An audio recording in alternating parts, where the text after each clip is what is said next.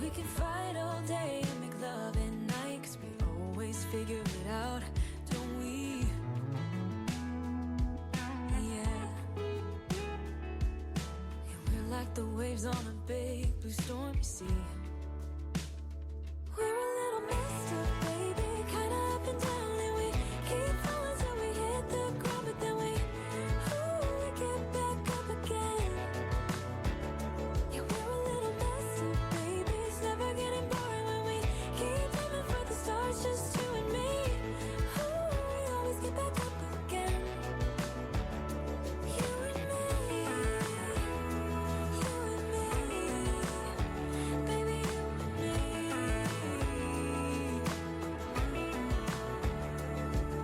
You always leave me wanting more, baby, you and me, we're like the perfect storm, and you know that I can't get enough of you, no. Yeah, we're a little messed up, baby, kinda up and down, and we keep falling till we hit the ground, and then we always get back up again. We're a little messed up, baby, kinda up and down, and we keep falling till we hit the ground, but then we get back up again. Yeah, we're a little messed up, baby, it's never getting boring when we keep aiming for the stars, just you and me. We always get back up again. You and me.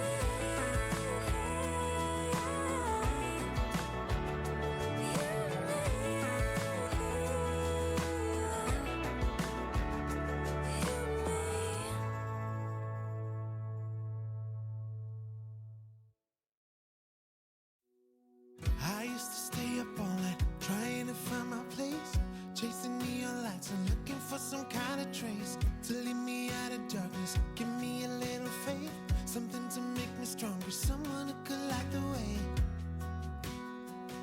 Then you came to me and you gave me reason. I almost can't believe it. Every time we touch, I feel at home. There's no way I'd ever let you go. When you put your hands in mine, I know I'm gonna be alright. I don't know what you do to me, but I feel like I am way up in the sky. When you put your hands in mine, I know I'm gonna be alright. 'Cause when we touch is when I really come alive. Cause when we touch is when I really come alive.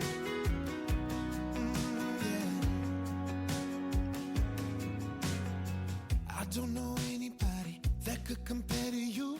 The way you're always smiling, the way you light up a room. I couldn't live without you, not even if I tried. 'Cause every day I'm with you, I'm flying over the clouds. Oh yeah, yeah, I'm flying over the clouds, and I'm not coming down. Every time we touch, I feel at home. There's no way I'd ever let you go. When you put your hands in mine, I know I'm gonna be alright. I don't know what you do to me, but I feel like I am way up in the sky. When you put your hands in mine, I know I'm gonna be alright. 'Cause when we touch is when I really come alive.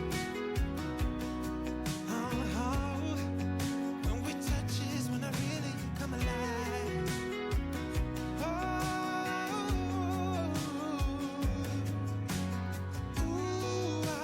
I couldn't be without you now. I just can't see how, not even if I tried. I couldn't be without you now. I just can't see how, 'cause I need you by my side.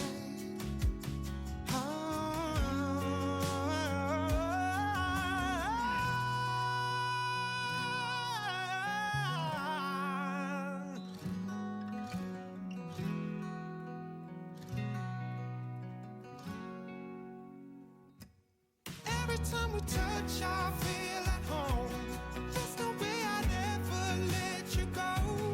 When you put your hands in mine, I know I'm gonna be alright.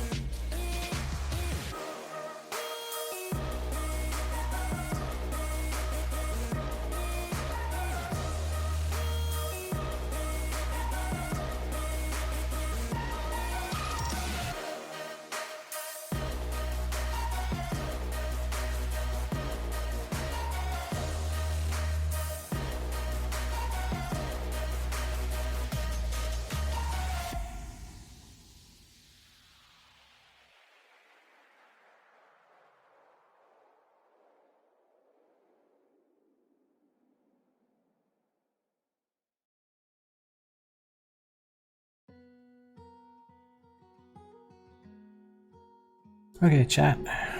Let's see where we got up to yesterday. We were going to test out ECMP, right? And we discovered that you can only set the ECMP weight on an inbound interface. So, in order to fix this problem, well, not to fix it, but to work around it, right? We can probably... Oh, for fuck's sake. You keep sending me messages, man. Got stuff to do here.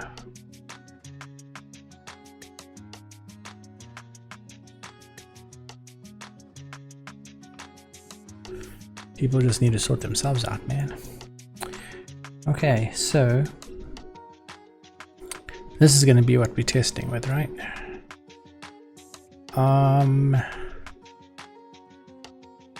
We probably need to, before I forget, we probably need to clean some things up here. Let me just quickly open my terminals.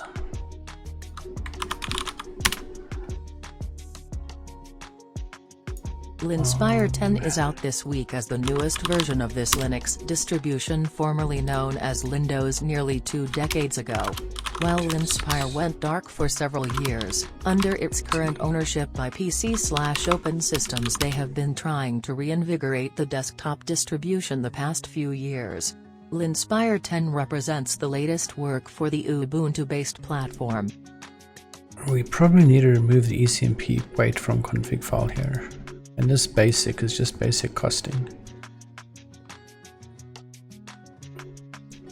So instead of, oh my god, we're gonna have to rename fucking everything. I think what we do is we first complete this test and then we go through renaming everything. That might be a better idea. Might be a better idea. Okay, so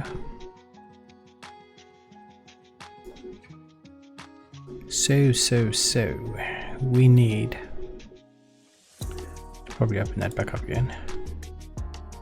We need to decide what we're doing. Right, so R1. Oh my dear Jesus. R1 is connected to switch 1, right?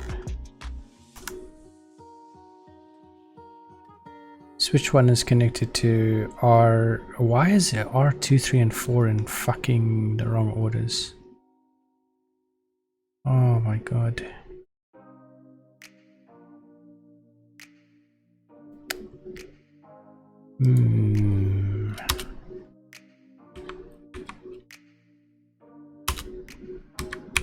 This should probably be ETH1 then, right?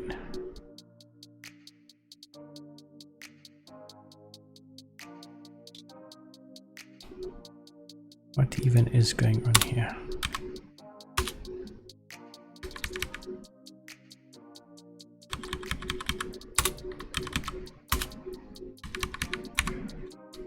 This will be ETH2. 2, 3, and 4 connected to switch 4. E3. 1, 2, 3, and 4 connected to switch 5. 2, 3, and 4, ETH4. And then why is switch 2 here?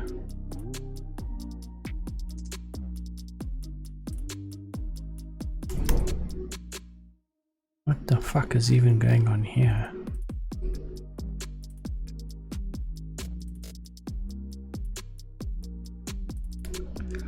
What the fuck?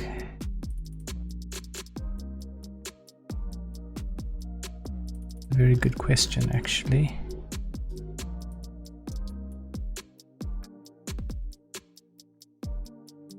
Oh, that is correct.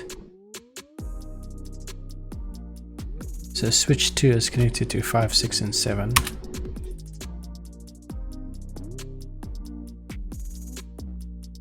Okay, so maybe we need to document this.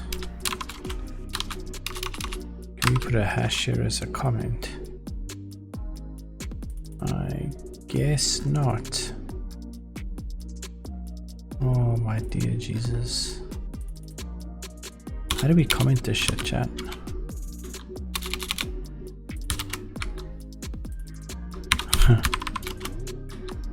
Yes, you can't. Oh well. RIP. Okay, so switch 2 connected to 567, switch 3 connected to 567, switch 4 connected to 567, switch 5 connected to 567. And these will then be all ETH0. Oh wait, no, it'll be ETH1, ETH2 and ETH3, right? And then we need one more switch, which will be switch 6.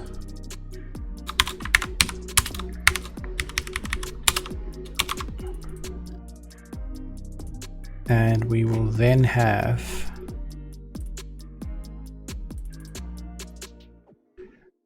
router R5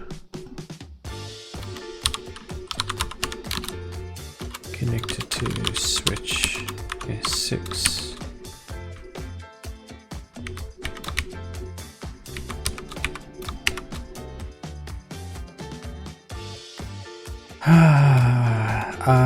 This is going to be ETH4.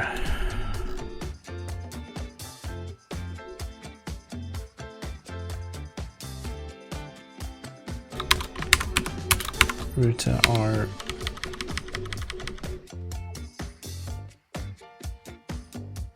R6 connected to switch 6 or 6 ETH4. Router R7 connected to switch 6 or 7 ETH4. Right? And then router R8 for switch S6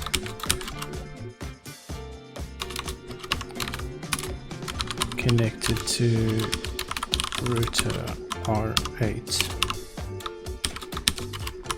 E0. My dear Jesus. Does look pretty interesting. Now why they all fucked up, I don't know.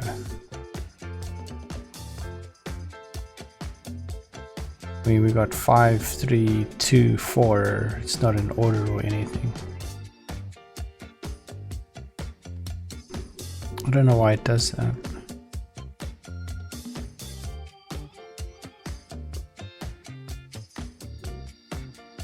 I really don't know.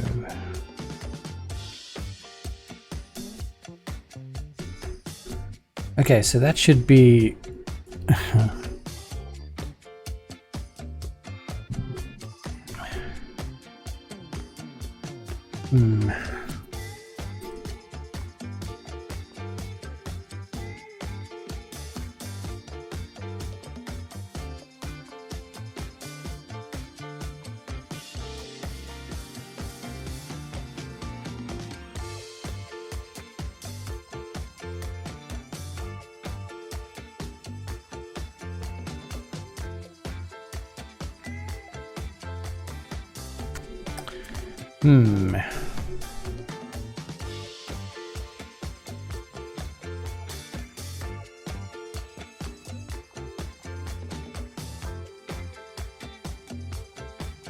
how are we even going to do this with our configuration then?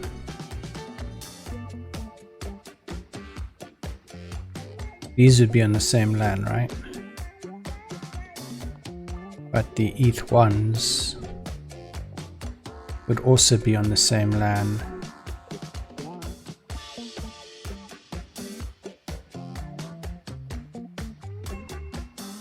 This would be L1.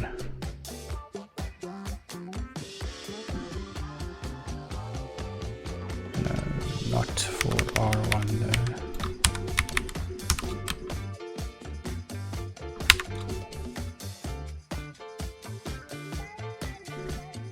L1 would be link 1, so we're pretty much simulating links here, even though we've got a switch in between. Right? And then we would need L2.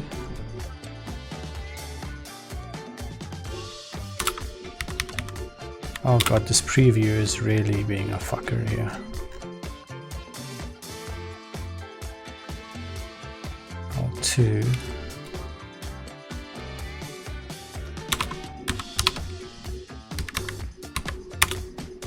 And then we would need L3 and L4.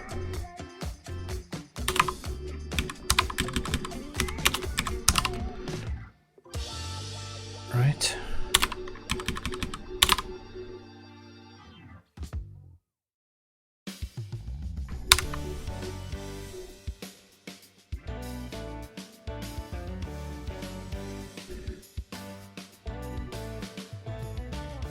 R2, S2, Hey chat, did you know and from S2 the to KGB R67 is and headquartered at number 2 R67. Felix Dzerzhinsky Square, Moscow. 6, 7, 5, 6, and 7. Right, 5, 6, and 7.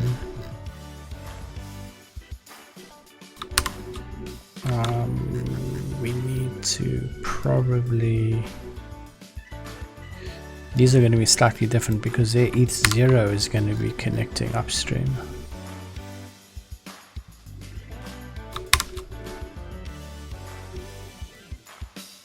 Right.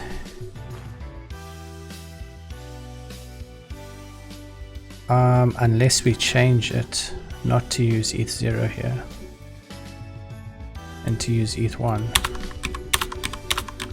ETH2, E3,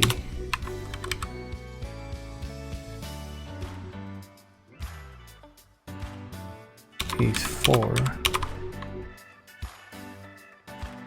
and ETH0. Okay, that might be a bit better.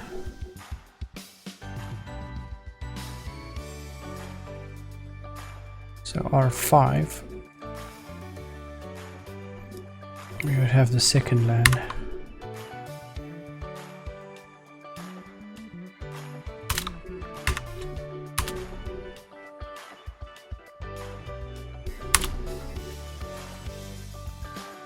Right.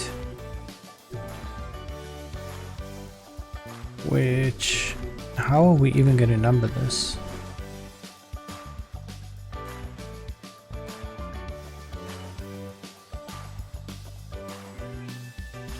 Because that's 101, and we suddenly hop to 102 over here.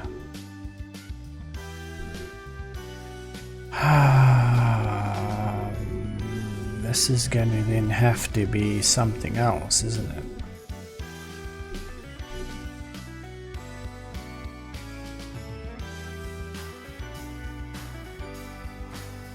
So that's where we're getting the route from. Can we just make this 65?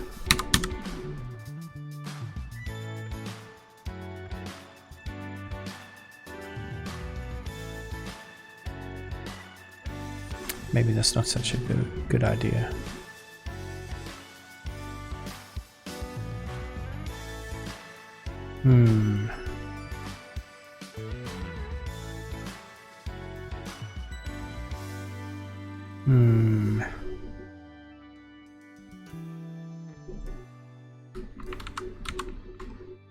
We keep it 101. 100 is connecting there. 2, 3, 4, 5. Ah, my dear Jesus. That would mean that this one over here would then need to be 6, right?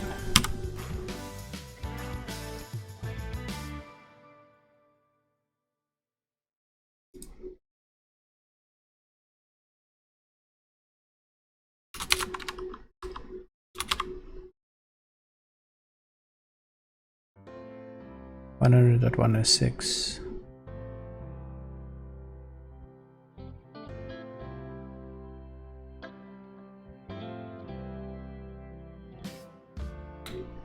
YOLO. And these would be root of 5.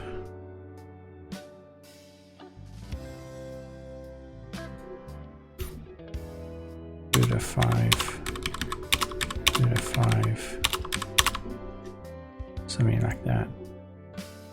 This will probably be 5 as well then. Okay. Then 6 would be just 6s here.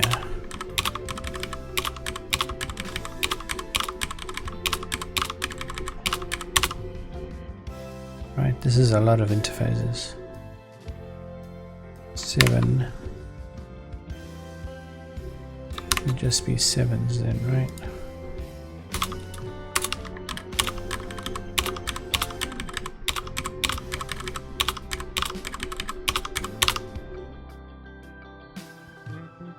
And 8 is going to be connecting to 106 as 8, right? And then R3 is just going to be everything with 3s.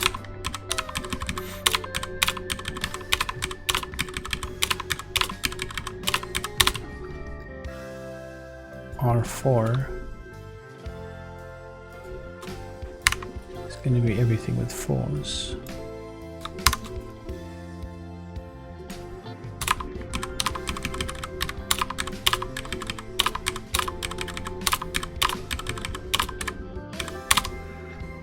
Okay.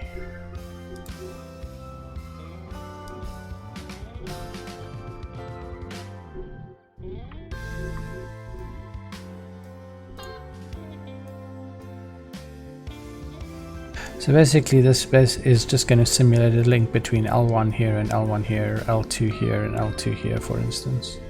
So all the L1s are connected, all the L2s are going to be connected, all the L3s are going to be connected. Then we'll see what OSPF does.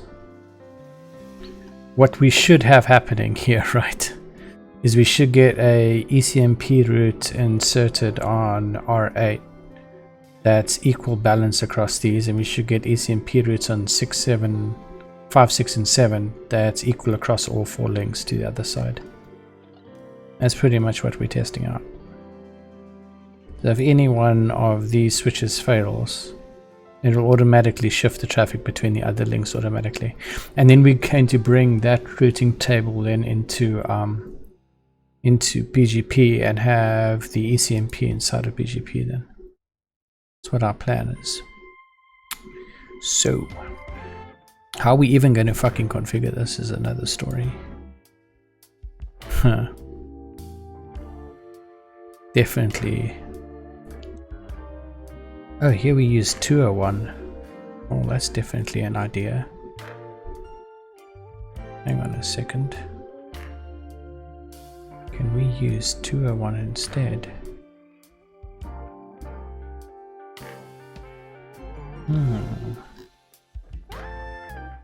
It'll be 201 but down here, right?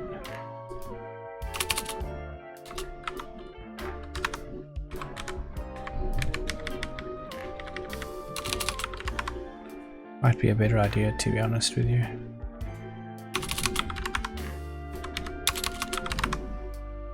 And the one at the top here is 101, right? Oh fuck, it's 100. Oh my dear Jesus. Maybe we should just make this one 200 then. Let's try and make this as easy as possible to understand what the fuck's going on here. So 100 and 200 are the end route, are the end LAN segments.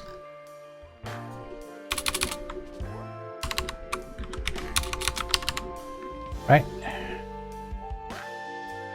This is going to be 200. 200.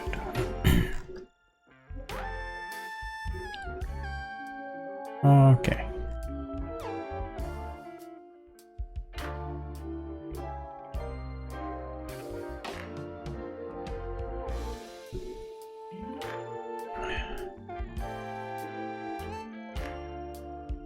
This one is still a bit odd though. We need to make this compatible with BGP though. So maybe we should just change this to like 150 or something. Make it easy to see what's going on there. Okay, so R2 needs 4 Ethernet interfaces. 100, 2, 3, and 2, 3, 4, and 5. I was searching Pornhub and came to this conclusion. James Bond's car had 3 different license plates in Goldfinger. Ah. It's interesting, Kendra. 3, 4, 5. And the LAN segment of this one is 64.100. 64.100 is default for ETH0.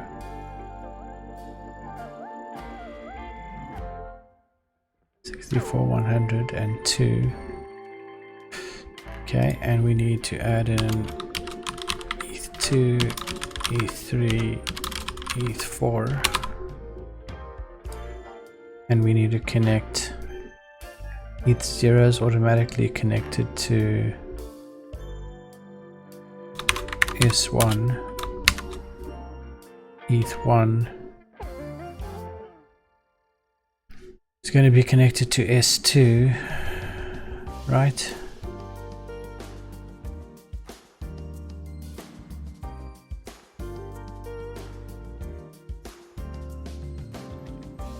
ETH1 connected to S2.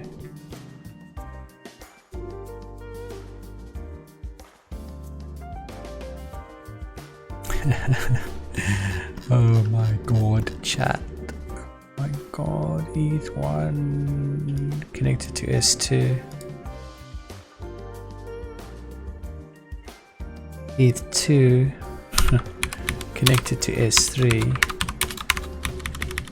ETH3 connected to S4. ETH4 connected to S5. So ETH0 is connected to S1 by default. R1 is connected to ETH0 and R1's ETH2, which is where we're getting the route from, is connected to nowhere. So that'll be 150, right? We added 150 in there as well. Hey there, Flowing Psych.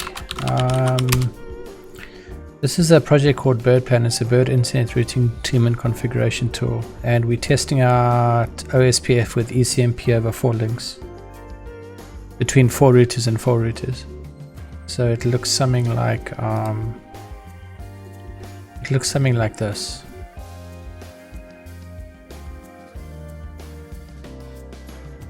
So we got each router here connected via 4 switches. So each router here has got a interface that's connected to each of the switches, and each router here has got an interface that's connected to each of these switches. We're sending a route from R1 up top here that is on actually ETH2, not ETH1. It's on ETH2. Give me a second just to fix that. So ETH2.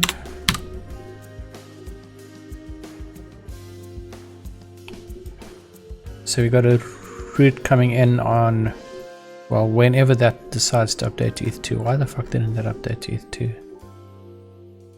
The fuck? R1 mate, oh, there we go. The interface itself is still saying ETH1. Needs to be ETH2 mate. Oh shit, ETH2 mate.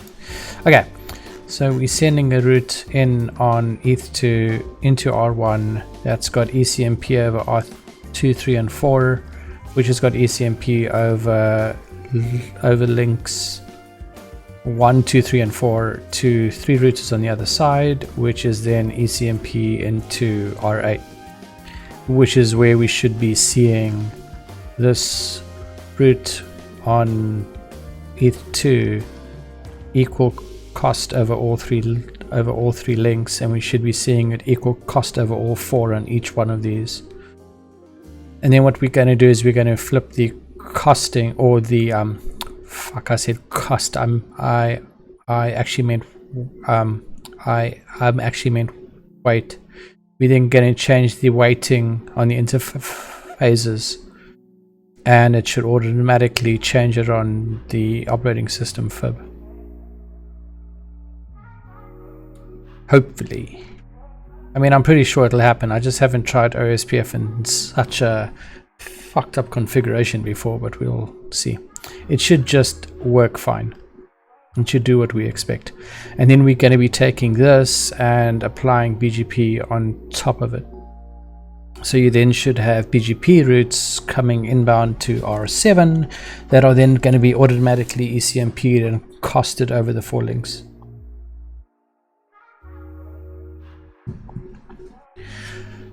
That's our plan. So,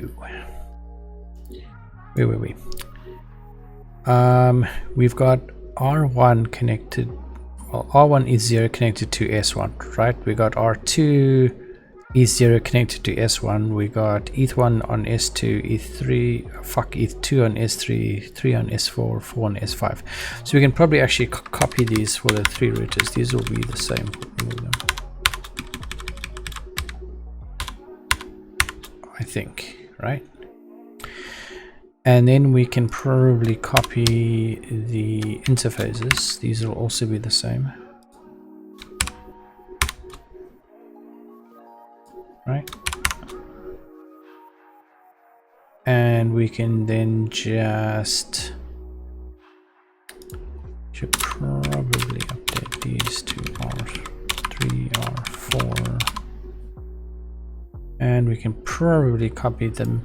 The MAC addresses as well and everything over here. This will just be router 3's MAC address, right? And its IPs will be 3 as well. Oh shit. You know, we could probably... Why is this all 102? That's not right. Oh my dear Jesus. I wonder... Yeah, fuck it. If we to template this, we need to then write a function and everything that intercepts a fucking attribute and returns other shit. I don't think I want to do that at the moment. It's going to take too fucking long. What IP ranges did we have on R2? 2, 3, 4, and 5. So this should be 2, 3, 4, and 5. 4 and 5. 2, 3, 4, and 5. 2, 3, 4, and 5.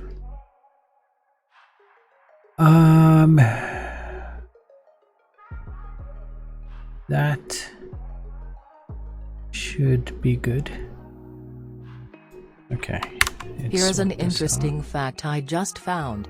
The praying mantis is the only insect that can turn its head. Oh. Kendra, where are you finding this, by the way?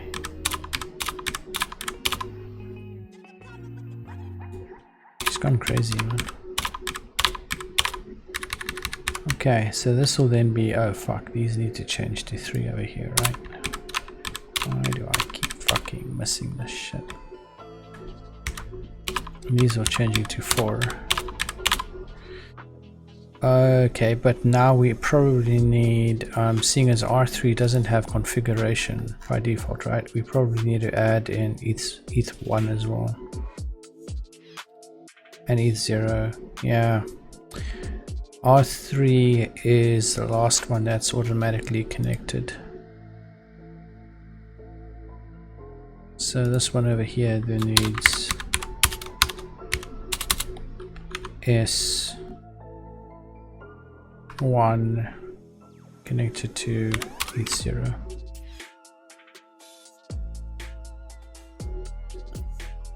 right? I think that is going to be good. So now our 5, 6 and 7 are slightly different, right? Our 5, 6 and 7 are connected differently because what LAN interface do they use? 200.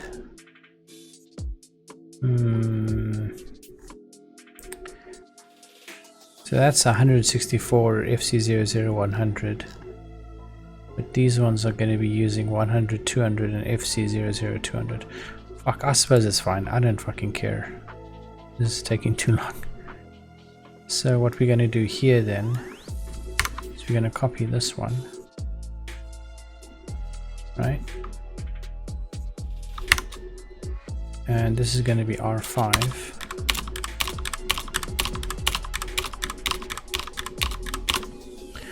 And this is going to be 5. And this is going to be 200. And this is going to be 200. And these are all going to be 5. Right?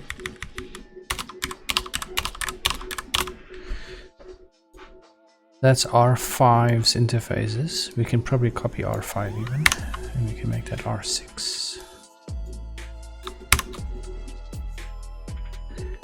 Okay, so these are going to be 6, 6, 6, 6, 6, 6, 6. And it's going to be router 6's IP address. Router 6. And R6. And then we just needed R7.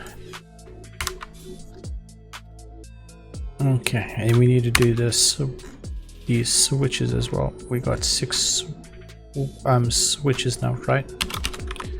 S3, S4, S5, and S6. Okay. So this is going to be 7. Can we just do a fucking place here? R6 to R7. Okay. And can we go .6 to .7? And can we go 06 07, and can we go :6 to :7? Okay, and then R8 is going to connect to, well, I'm going to use IP 200. And it's going to connect to S6.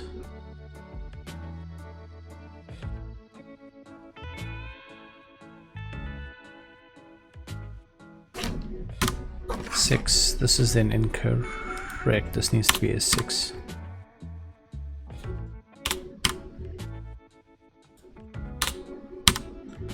Right?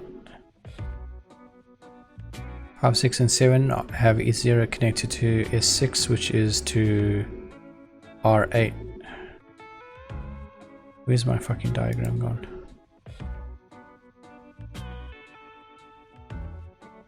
E0 connected to S6, which is connected to R8. Okay. Okay, I think we're good.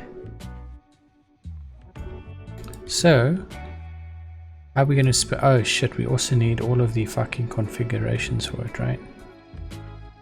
So R1 has just got ETH0. R8 has just got ETH0. I should delete this over here. The route that we are fucking sending over the interface. Why is it via 201? That should not be 150. and we're going to send fuck knows what, 250, I don't know, doesn't really matter.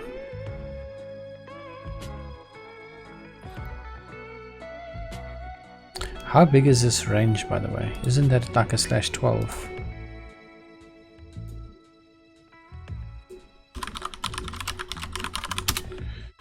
Isn't that a /12, a mate? /10. Does that go to the end?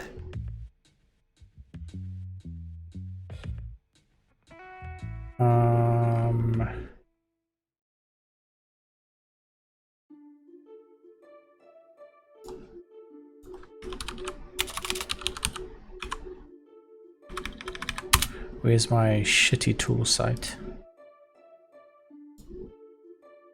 It goes to 127. Fuck me sideways. That's I not just gonna work found then. something interesting. Coca-Cola was originally green. Can't be 200 either. We need to stay within that range because our BGP configuration is not going to accept routes that are outside of the range that we're testing with. Well, mate, so it goes up to 127, so we can't use 150. That sucks.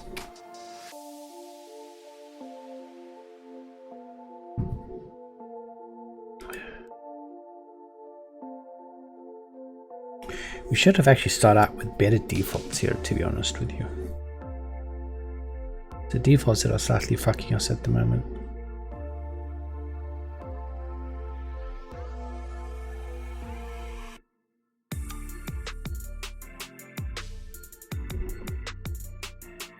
I mean, there's nothing stopping us from using 150. It's just part of an internet range we probably shouldn't be using, but there's nothing really stopping us from doing it.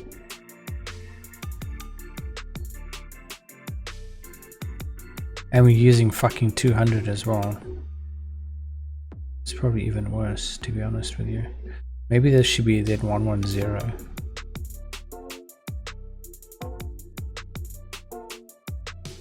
Maybe 110 is a better idea.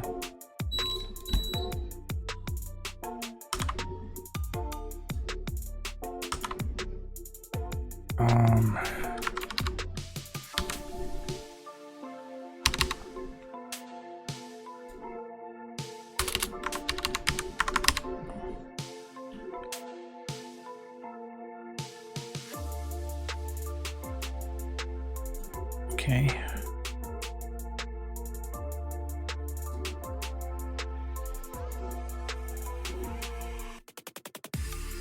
And then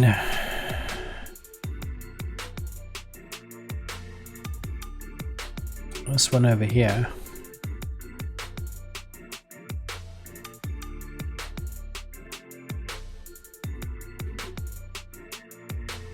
This one over here. I suppose that's fine then, right? Oh wait, this one over here needs to change. So you make that like I don't even know.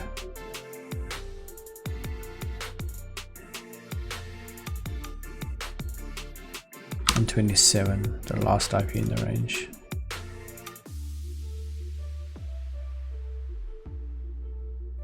Right?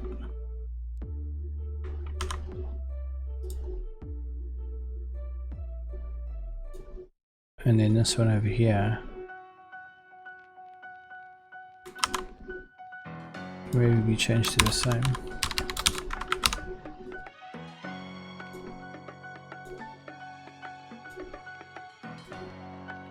Okay, maybe that'll work then a bit better. Maybe that will be a bit better. Okay, so then we need to update these. So this is now 127, right?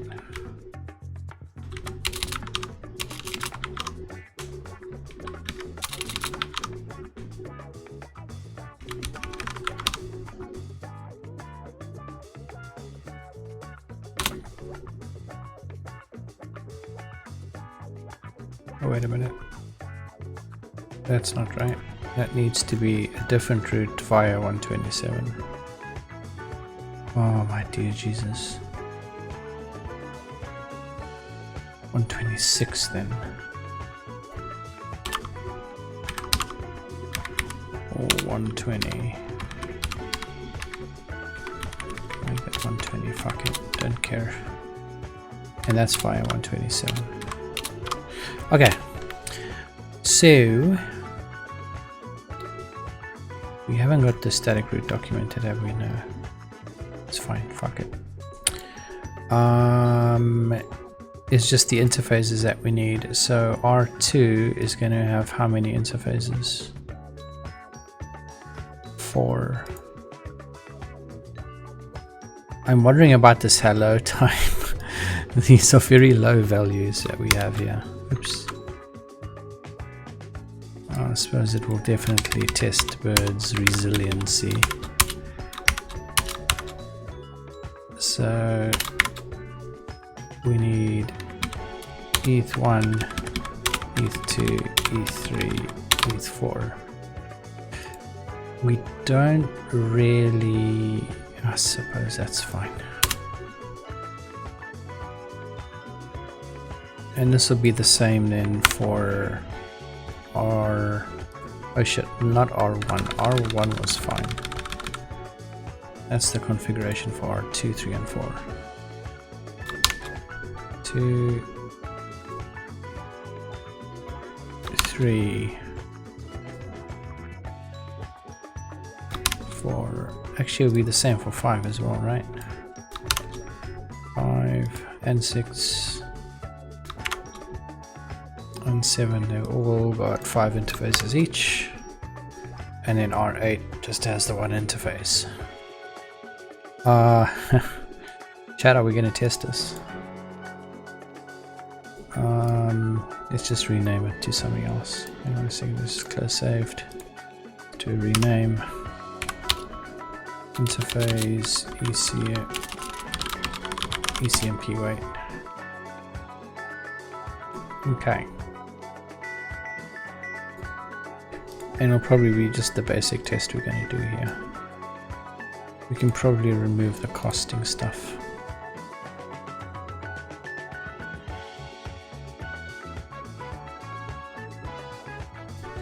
Maybe.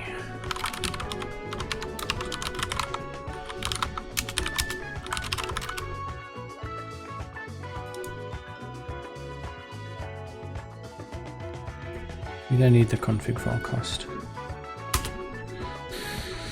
Okay, let's see if it spins up or not. So, CD controller, test environment, run test. Alright, expected data out. And run another test. It's probably going to fail.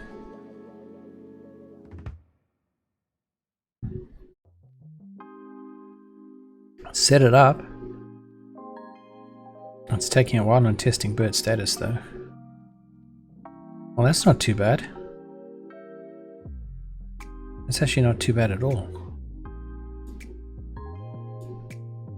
Let's see what routes we got back.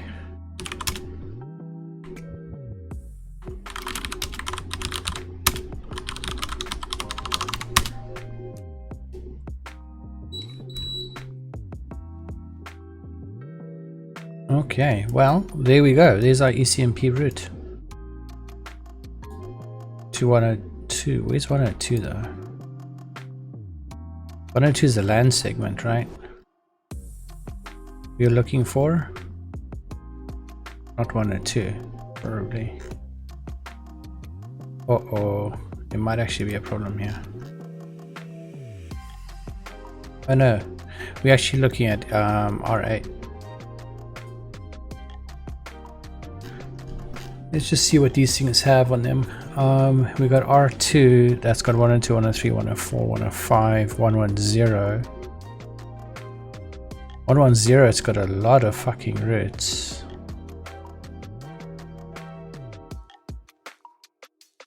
Huh, why is there going to be so many for 110? No, it's over the 4 interfaces to the 3 routers on the other side. Or over the 3 interfaces. I was searching Pornhub and came to this conclusion.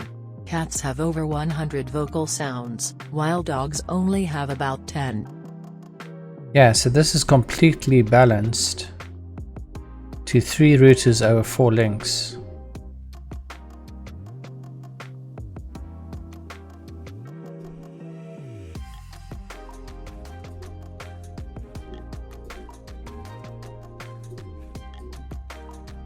I mean, okay.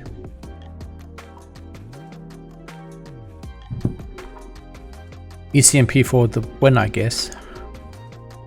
But what is 110 then?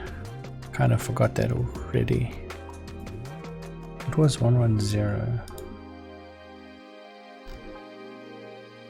110 is R8's LAN interface. Okay. So that's good. It's exactly what we were expecting. So that's from the perspective of R2. Why is R3 not got it? Did we not wait long enough for this to...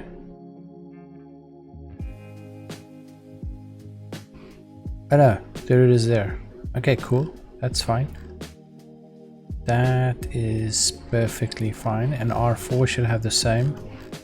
R5 should have for 120, which is the... Should have it for more, yeah. 264, that's the LAN interface of R1, and 120, which is the route that's behind R1. 120 is behind R1. I think we're routing 120 beyond 127.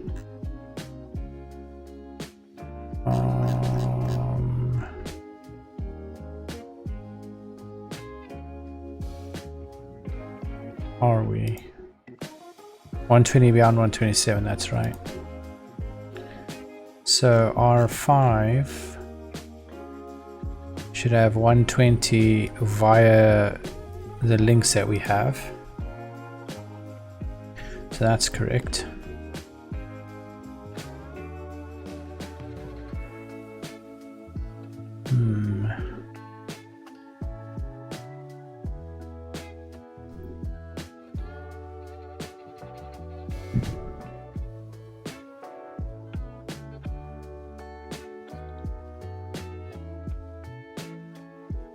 It'll be interesting when we flip like ETH1 to having a different ECMP weight. We'll see now. 104 or 164 is the LAN interface of ETH1. R6 should have the same. R7 should have the same. And then R8 should have 3 ECMP routes. 2, 5, 6 and 7 equally. For everything basically. Which it does. So that's functioning as expected. Well, that's actually pretty fucking awesome. So now what we need to do, chat, is we need to fuck with some stuff here. We need to change the ECMP weight of the router. Of its interface, that is. So the first thing we gotta do is remove all the expected data. Let's just... I want to just start renaming some of these a little bit. Interface ECMP weight. I mean, I suppose that description is fine. Okay, command line, changing of the ECMP weight now. So what are we going to do here?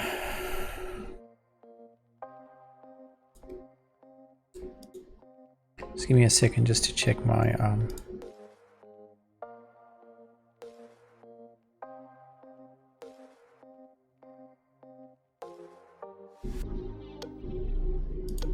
just give me a second to check my email.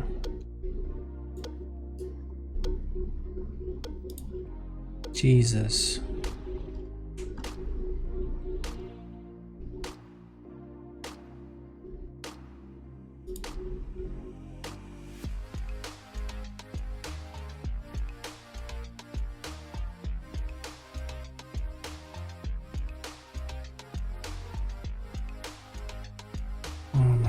Give me a second, chat.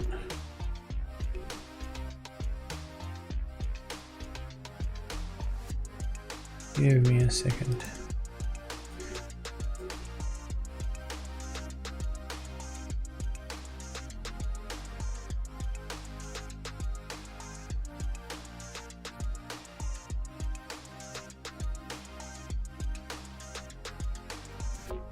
Just one sec.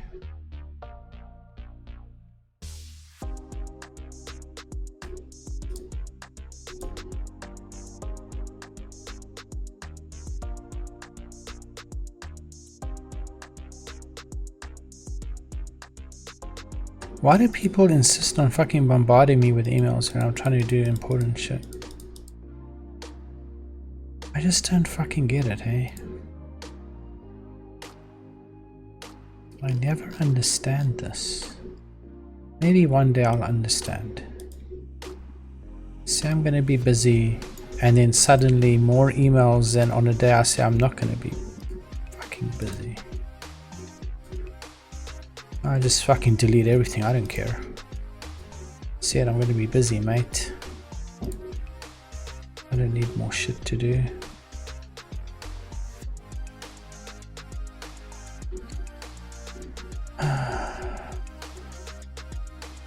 They come with stupid fucking queries.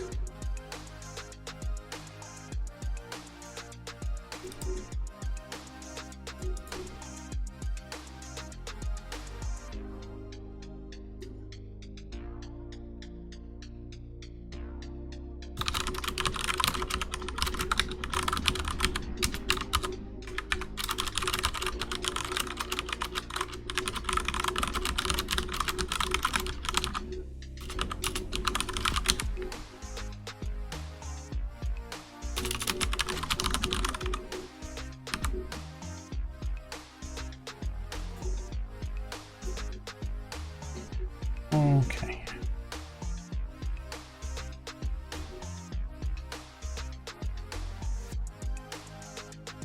Just delete some more here. Guys, you're all being file 13'd, man.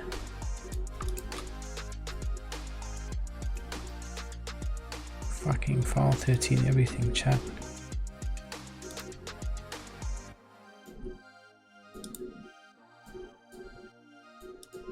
You can easily see when people also scrape your email addresses from the website.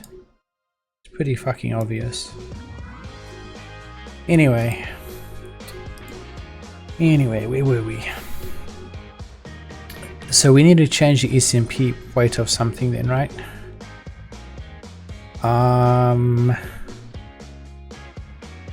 Of what are we going to change the ECMP weight now?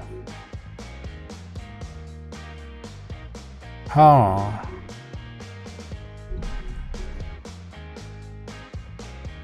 The thing is, right? Where did my fucking diagram go? Hey chat, did you know? In the last 4,000 years, no new animals have been domesticated.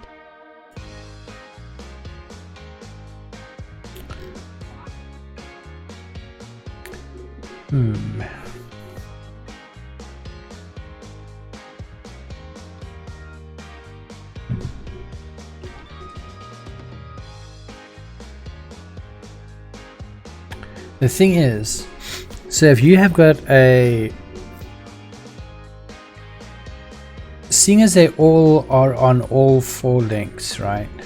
If one link fails, they'll still all be even in terms of balancing traffic. It just means that from R8's point of view, each one of these 3 routes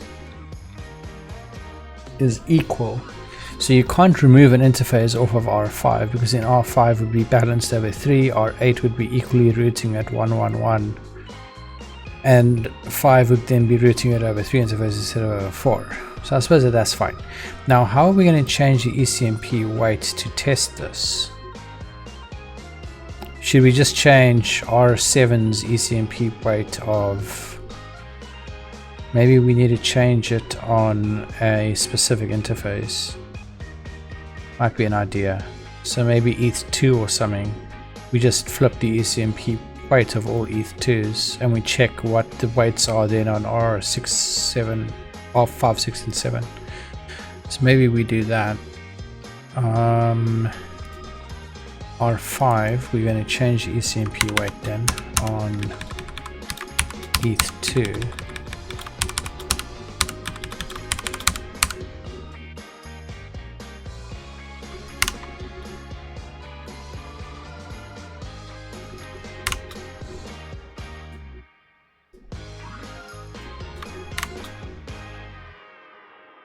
Okay, so only ETH2.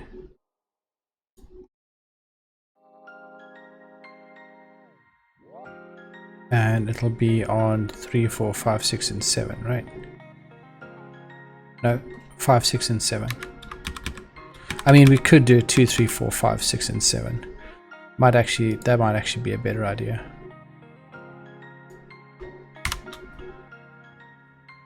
So all of the ETH2s are going to get flipped.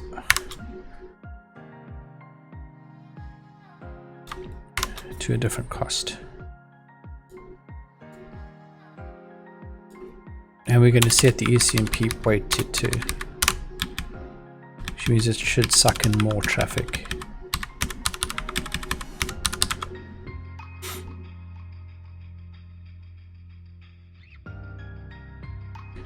So we've got 3 routers at the top, 3 routers at the bottom, changing one of the interfaces to ECMP2. Okay.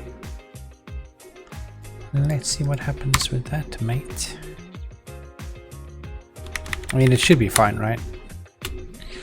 Can fucking VS Code just fuck off for a second? Okay. Let's see how this breaks.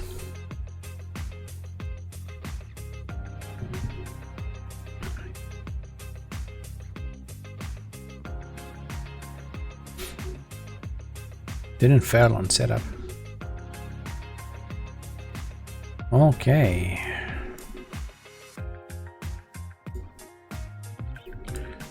Let's do a China in black.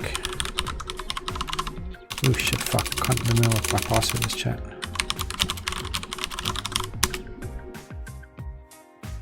Oh my god.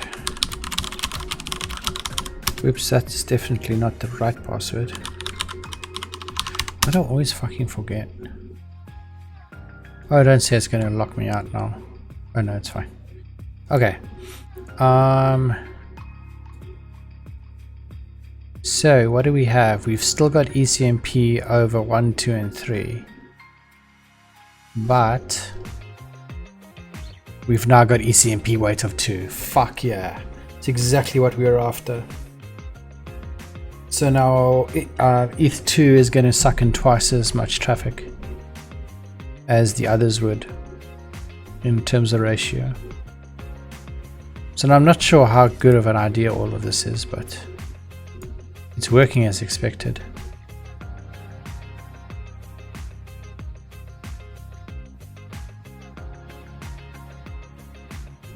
Why are people fucking emailing me still? Guys, I'm literally clicking fucking delete here. You're wasting your time, mate. Give me a second, chat.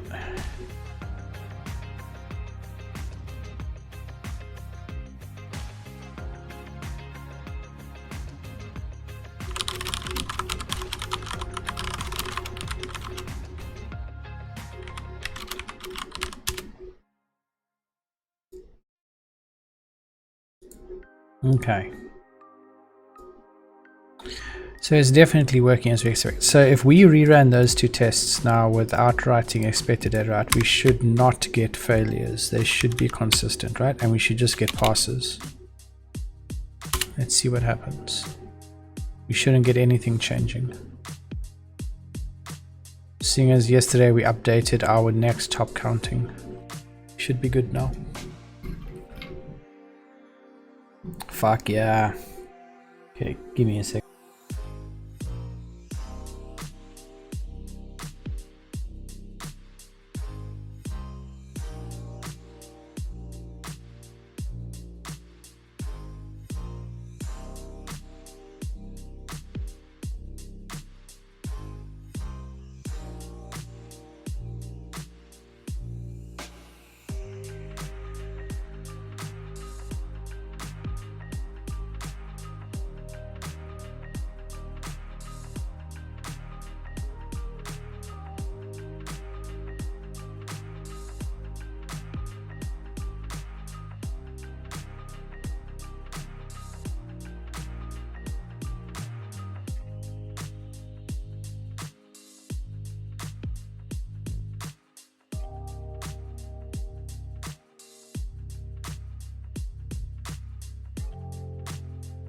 Okay, so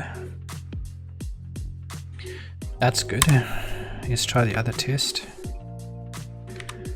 which was, I mean, we can even change these even more. This can be T22 conf file. Let me just first close all these files before VS Code flips the fuck out again.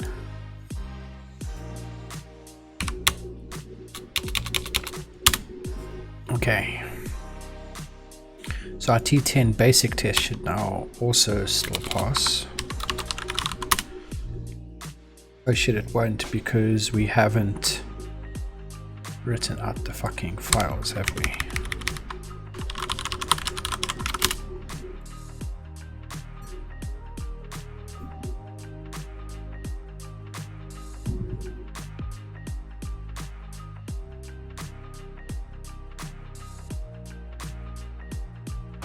Okay, maybe black and chow that.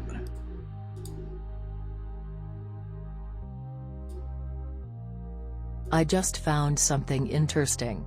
Ingrown toenails are hereditary.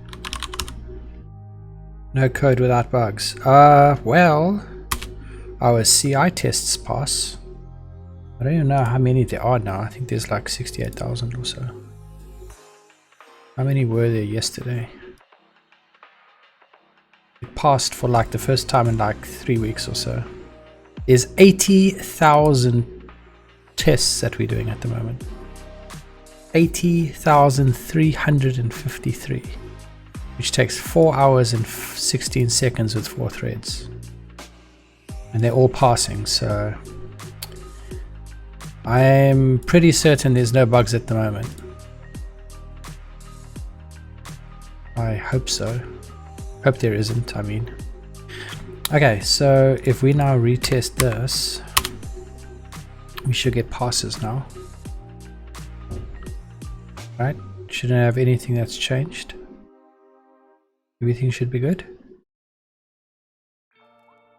Excellent, excellent. So now we need to flip the ECMP weight values from the command line. And we need to test if it's actually going to get reconfigured that way.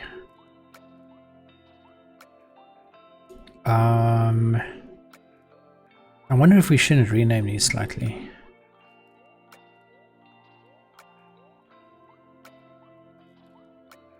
I mean, I don't really see a point. I suppose all the other ones are renamed, right?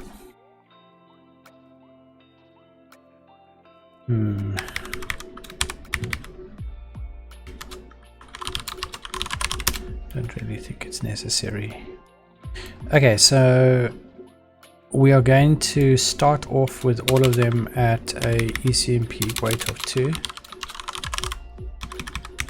Oh my god, can I not just fucking... Ah, better idea.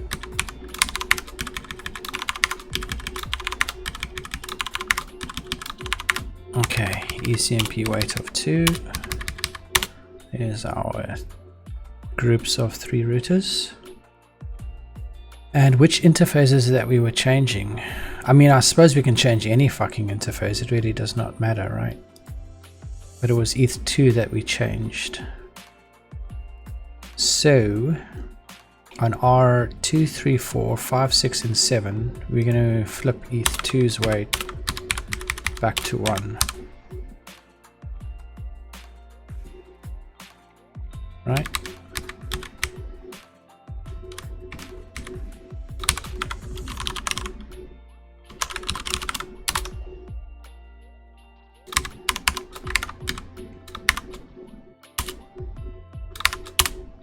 Oops.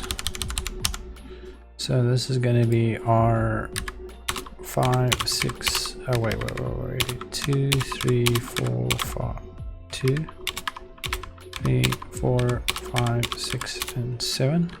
I mean, I suppose we could do a 4 here, but actually might be a good idea. I don't know, fuck it. Fuck it, it's just a test. This is now going to be more complicated to sort out. we have to check all of their statuses. Although all their statuses will be the same, right? There's not going to be a difference, so maybe we should actually have a for here. For router in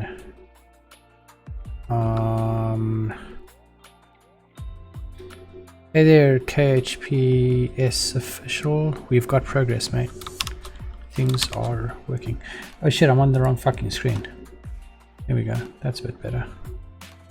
So for router in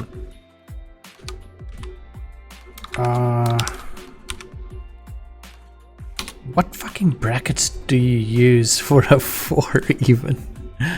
Oh my god. I suppose a tuple will be fine.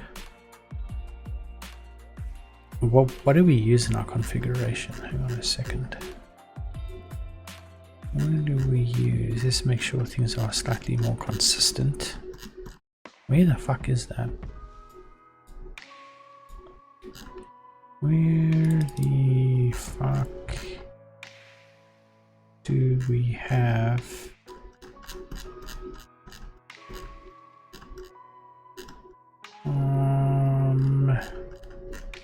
yeah, it's just a tuple, right?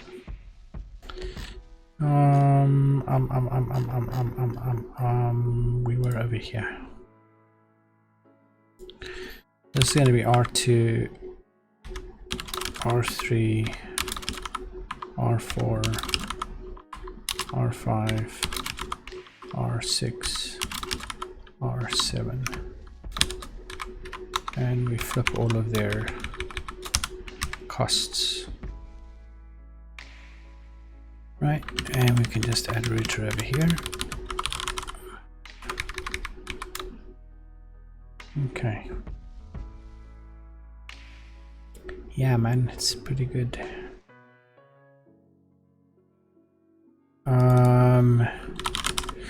I mean, it doesn't really make a difference. We just have to change it on one. We don't have to change it on all of them. We don't have to change it on all of them. We could just do R2.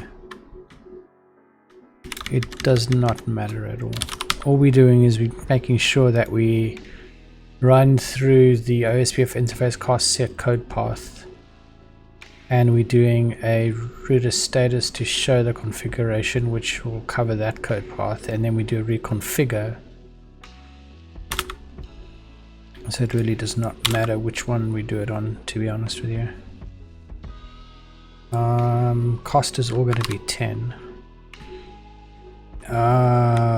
Shit, our problem here, right? Our problem here is we maybe want to just blank this one out and pick it up from the config, from the output. I think we just blank these.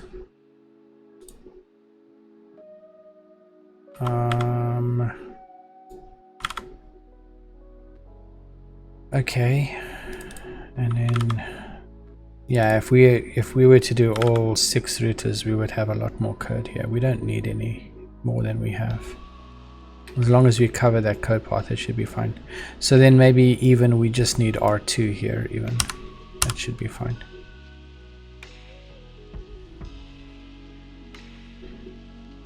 That's going to test what we need to get tested, I suppose. And why is that saying that there's an error? It's interface attributes now, right?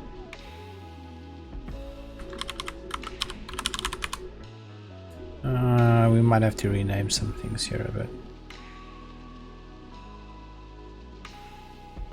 Slightly. Okay, so that flips R2's ECMP weight from 2 down to 1. We do a configure, and the route should return to normal. Okay. I suppose we can test it, right? And it's definitely going to fail because we need the output for the interface status to verify that it's correct. So this is then going to be T30 command line.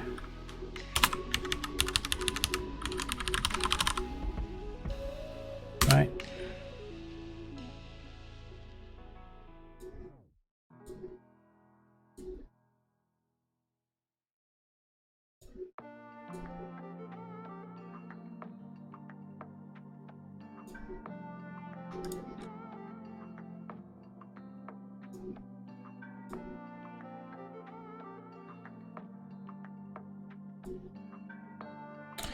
Okay, and then if we do a China in the black,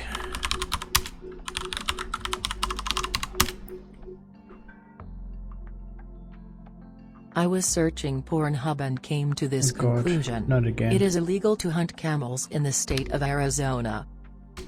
How did you find that on Pornhub, Kendra? I don't know.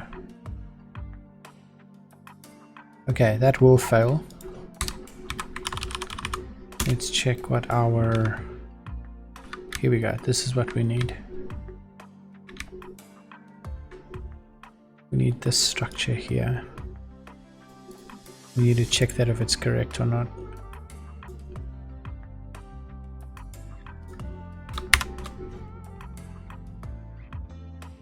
Can't remember the VS Code key combination to do a select on a multiple line. I don't know. Okay, there we go. You see, ETH2 has got an ECMP cost now. So the current cost, which is configured, is 2. There's an override pending for interface ETH2 with a cost of 1. And the pending change, oh shit, that shouldn't be cost, right? That should be ECMP weight. You see we're picking up some problems here. And the pending should then be back to 1. So current, overrides, and pending configuration. And we can probably copy this. And we can put it over here, which should show current as 1, override as 1, and pending as 1.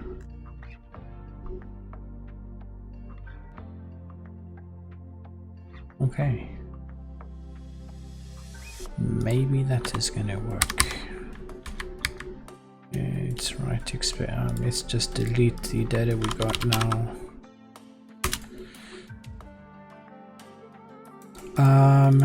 Let's rewrite that out. Let's see what it looks like.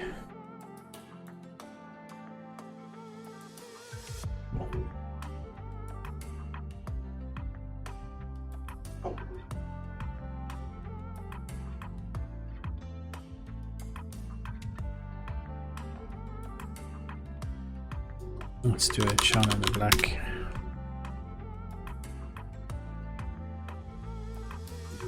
Let's rerun this without writing out data.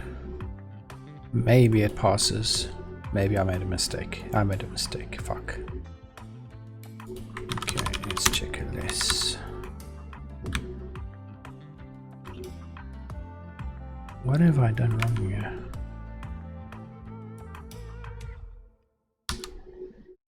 Not quite sure.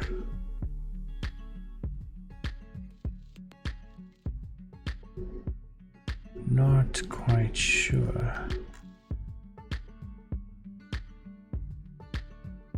I mean, I thought that that was correct. Do we have costs somewhere else here, maybe? Oh, this needs to be ECMP weight, right? That's probably what the problem is.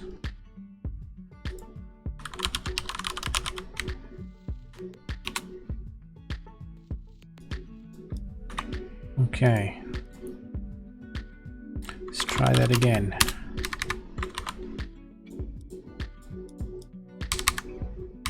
Right, expected data out. Oh my dear Jesus, where is that command gone? Here we go.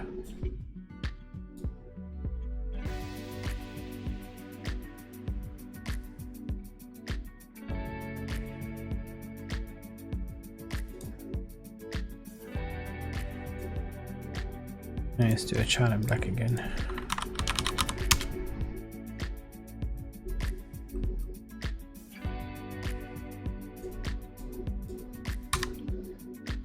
And let's rerun.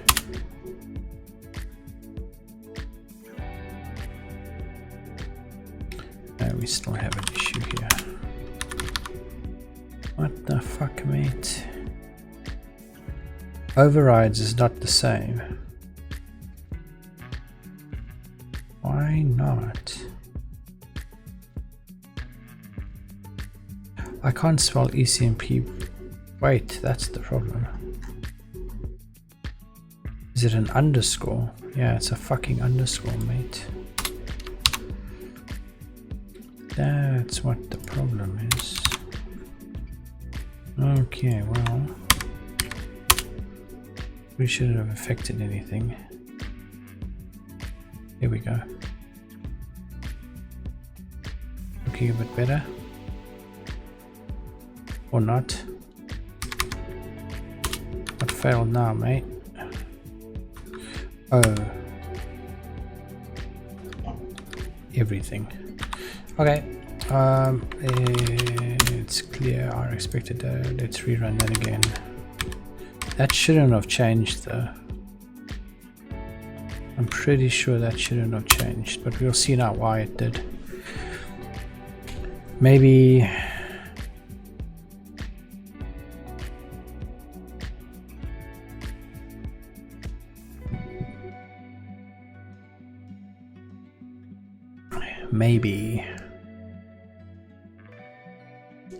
it's because we got the same number of routes, but it's not converged yet. It's quite possible what the problem is. I've got no idea how we would solve that though.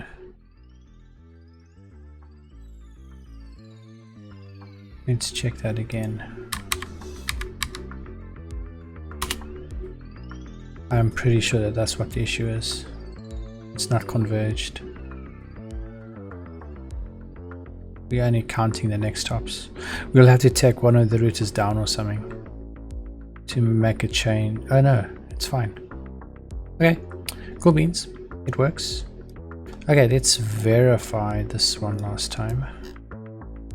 So we should pretty much just have everything with ECMP weight as 1 for R2. Yeah, there we go. All 1. Even though we started off with 2.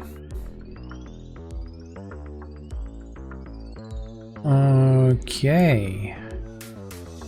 Chat, I think that is actually pretty good then. We probably need to start cleaning this up a little bit. What we can probably do is let's just delete all of the expected data again. And let us see how we can rename these to be a bit easier to understand what's going on here. So, seeing as these two tests are completely different, we might have to rename this back to how it was before. OSPF test case for interface ECMP weight.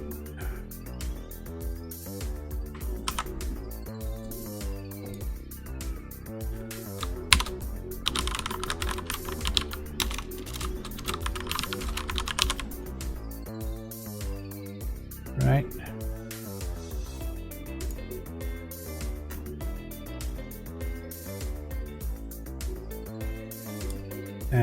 OSPF test case for interface ECMP weight. We got T10 basic, which is test OSPF interface ECMP weight between routers using default values. In the case of conf file, test OSPF interface cost when set in configuration file. And command line, test OSPF interface ECMP weight. ECMP weight when set, when overridden from command line. Okay.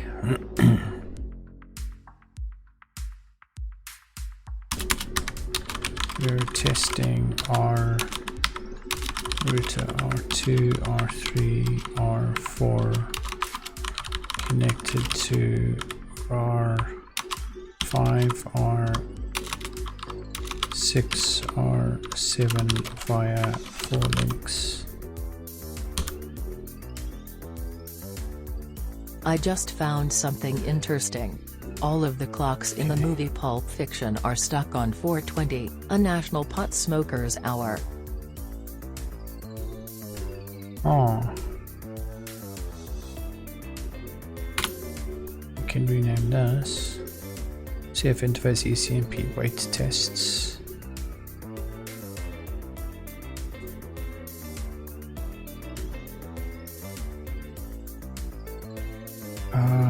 Interface cost is wrong. We're gonna have to fix that. So interface cost would need to change in these test cases.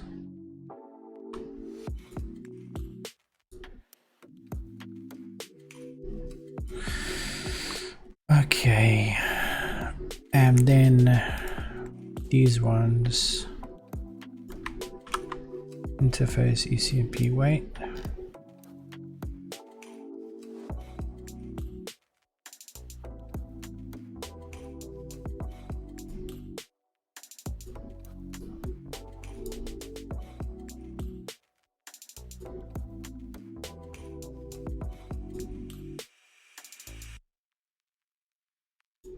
Right.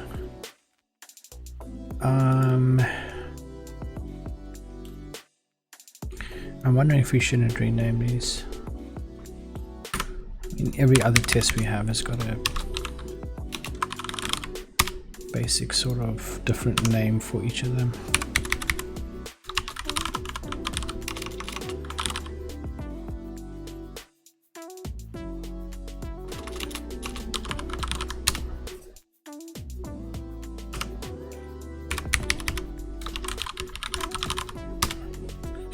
Okay, and we also need to do a pattern as well, right?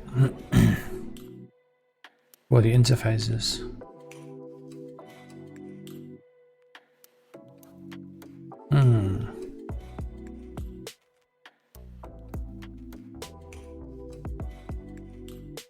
Command line would have two. It would have a pattern option and a normal option.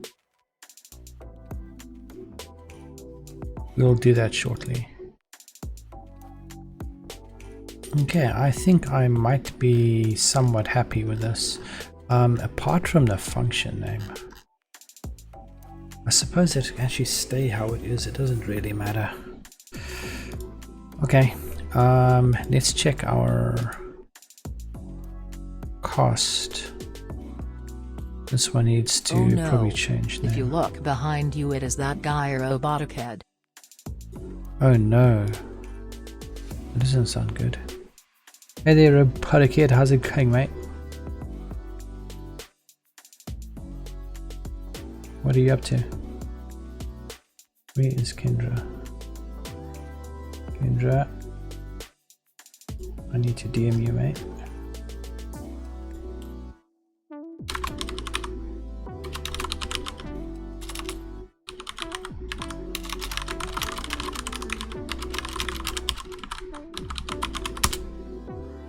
Can't complain, just finished my stream. Cool beans, man, cool beans.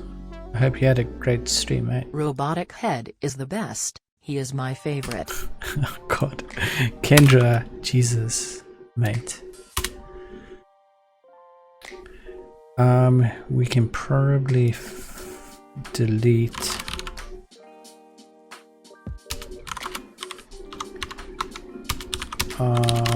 T22 ECMP weight. Think.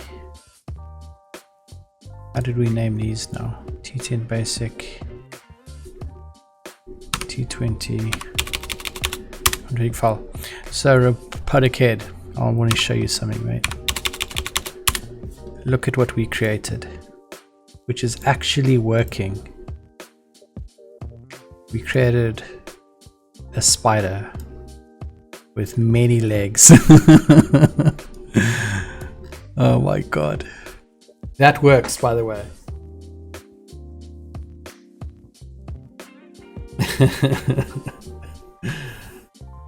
It's a bit scary, but it works. I don't know how to fix my plant UML up so it actually looks a bit better, but it works. Lots and lots of interfaces and lots of links, and OSPF ECMP enabled. I like it. Okay, so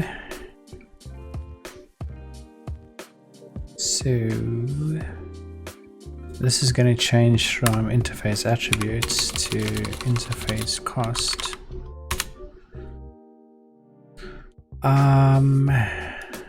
This readme's got the correct names. Basic confile command line.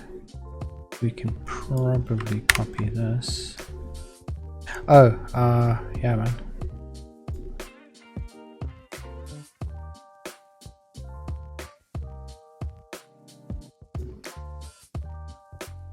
Oh, a spider.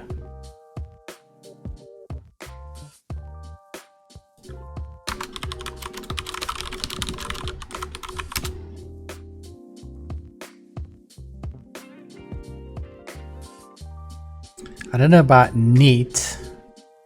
I don't like spiders. Wait, what? I don't think it's neat, but it's interesting. I'd say interesting is a good word to use. Okay, Kendra. We understand you don't like spiders, mate. Okay, interface attributes changing to interface cost.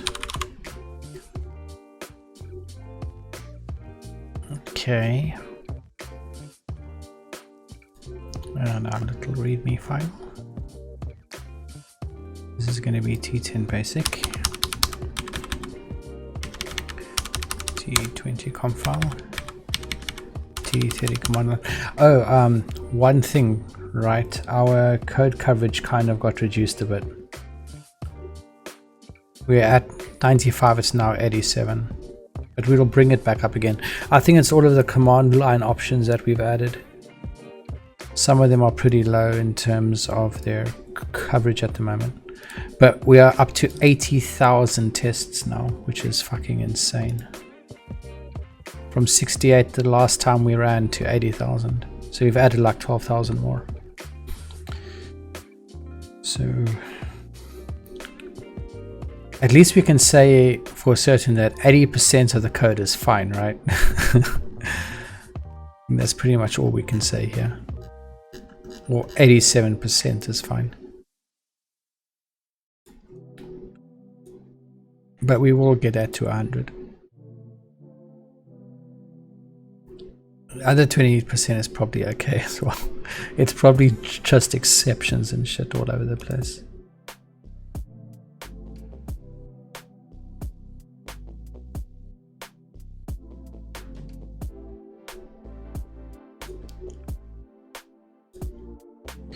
Okay.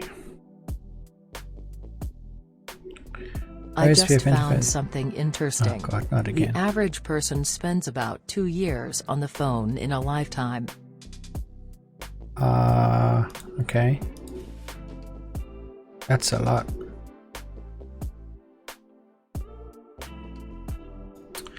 Where else do we have interface attributes? I think these are just saying cost, right? Why is this?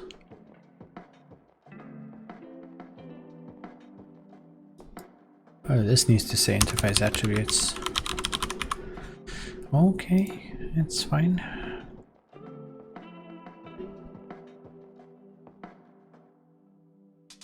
Yeah, probably, mate. Fucking, was that in like a support kind of role or what?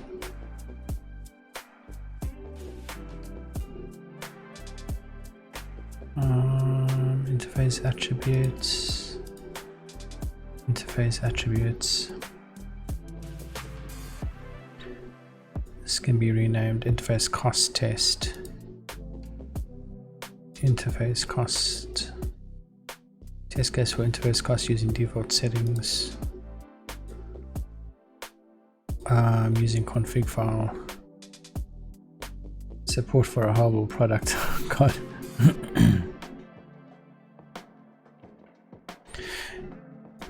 Yeah, I really do not like support, mate. Clients don't fucking know what they're doing a lot of the time. I mean, some are fine. Some you tell them and they don't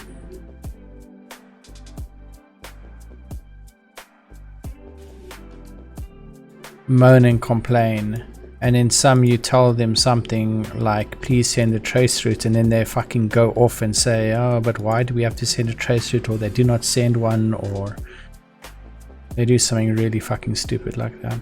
I don't like those ones at all. I think I've terminated majority of the clients that we had that were idiots. I only deal with people that have at least half a brain cell now. OSPF interface cost tests.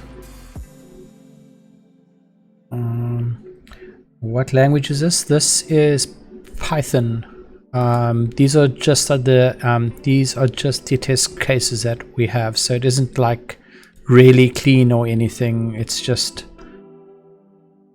I would say, like 75% the way there, just to get the job done.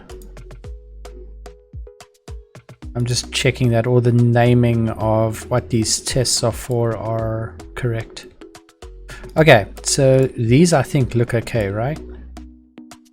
It all says interface cost test. Okay.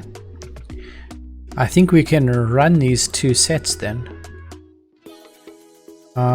We can probably update our readme as well. So it's 70 and 72. 70 and English. 72. Yeah, there we go. Oh god. Interface cost and interface ECMP weight. Right? Interface ECMP weight.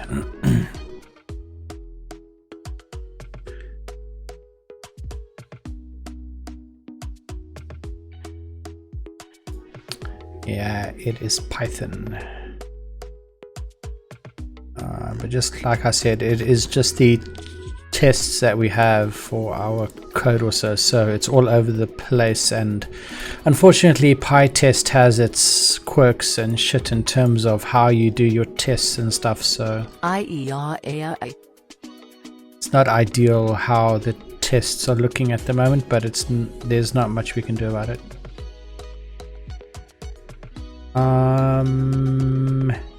We can run these, right? Didn't I see we had expected data in one of these directories? That one. We just need to delete all of that first. Which directory are we in here? Okay. Oh fuck. What did I even press there? Okay. Let us rerun these two. We can do the entire T70 interface cost, and we can do the entire T72 interface ECMP weight. Right, expected data out. We're going to need like 24 threads for this, else it's going to take fucking forever. Let's bump it up, chat. 24 threads, let's go. Let's do it.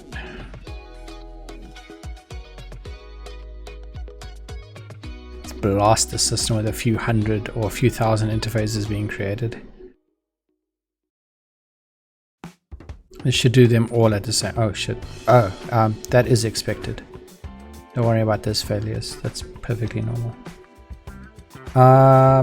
I've got 12 cores and 24 threads on the operating system.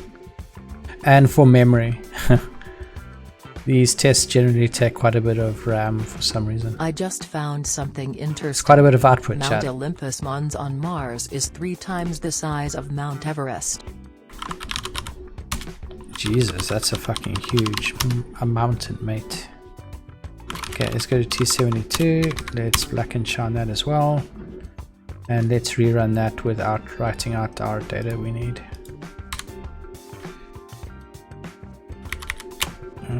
Let's rerun this without what's expected. Hopefully we'll get passes here, unless I've broken something again, which I probably have, but we'll see. They should be consistent now. Shit. I've definitely broken something, chat. Oh no. I hope it's not a race condition. T70 interface cost. Well, that's a weird error. That's weird.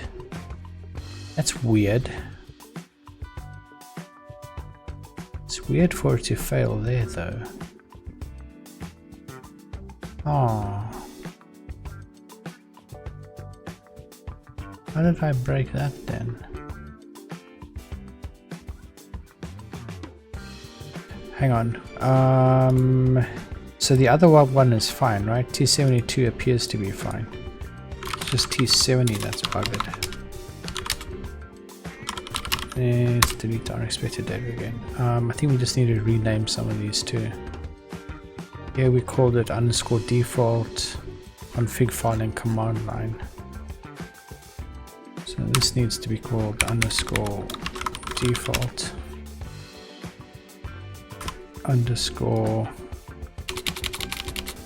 config file, and that one is _command line. We need to just refresh this because fucking VS Code has gone nuts again. So how did those fail is my question. Let's try one by one. Let's try the basic test first.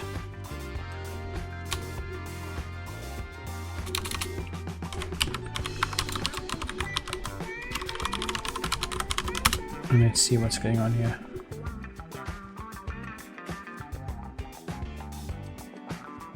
Yeah, but you also need the memory to support it as well, hey? That's the problem. I mean, okay, so it would obviously depend how much your tests consume in terms of memory. These ones, when we had only 68,000 of them, it consumed 96 gigabytes of RAM to run them over 12 threads, which is like 8 gig or so per thread. That's the only problem. If you had 64 threads, you need 64 times 8, right? It's like 512 gig of memory, right? Something like that. It's quite a bit of RAM that one would need. So currently we are sort of bottlenecked by the amount of memory that we have. Because 12 threads is wonderful, it's just RAM, you know. Yeah, I don't know why. I don't even know if it's worth trying to optimize it. I'm not sure.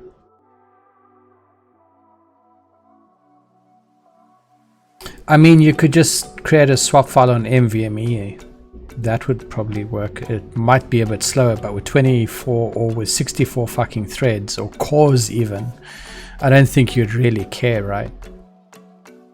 You'd just be thrashing your NVMe like fucked up. Depends if you care about that as well. If it's a data center NVMe, I don't think anyone would mind. Config file. Let's try the second test and see what happens with that. I mean, that is actually an idea.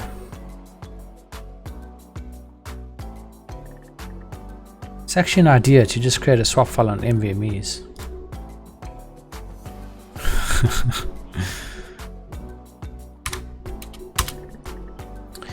Okay, let's rerun this one. I'm hoping that this is not a race condition because of something changing. I'm starting to think that that might be what we're dealing with here, because the root counts are going to be the same. But we need to wait until... But then again, BIRD does drop the OSPF session. At least I think it does. It does clear the routing table. So that should then wait until it's converged. But we're not receiving the error again now, which is not making me very happy about this, because that's the last thing that we need is 4 hours of tracking down how to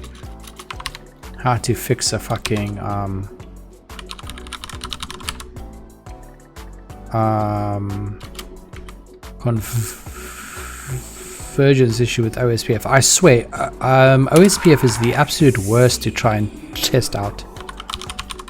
Hey, I've Chad, spent- did you know, if Texas were a country, damn it. its GNP would be the 5th largest of any country in the world. Oh, Hey Nigel, we have a new follower. Thank you for following Lonnie_16.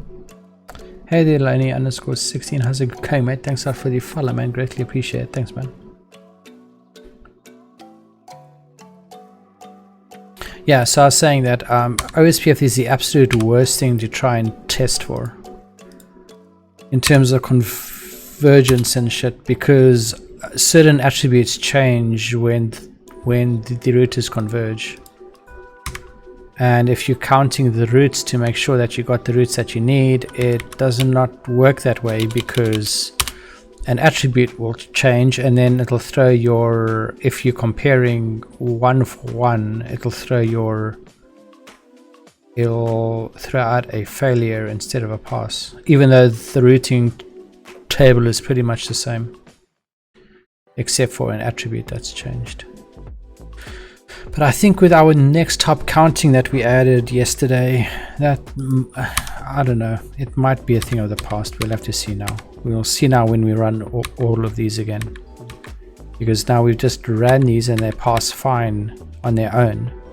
We'll now run them again. And it's probably going to fail. So as soon as there's a delay or something, so when you run on all cores, and it takes slightly longer than normal, you don't get the attribute that has changed. Yeah, you see there's a failure there on one that just passed, I think. That's on ECMP. Wait now. See what I mean? It's on a completely different test. And if we ran this one separately, this is definitely not what we need today, chat. Oh my dear Jesus, this is not something that is easy at all to fix. We would actually have to take a router offline or something. So yeah, you see it's passing here. But if we run that with 24 cores and we create a bit of a delay, right? We're going to get random failures. Especially when we're changing the ECMP costs and shit. I wonder if we shouldn't down an interface when we do this test, so the number of routes is reduced.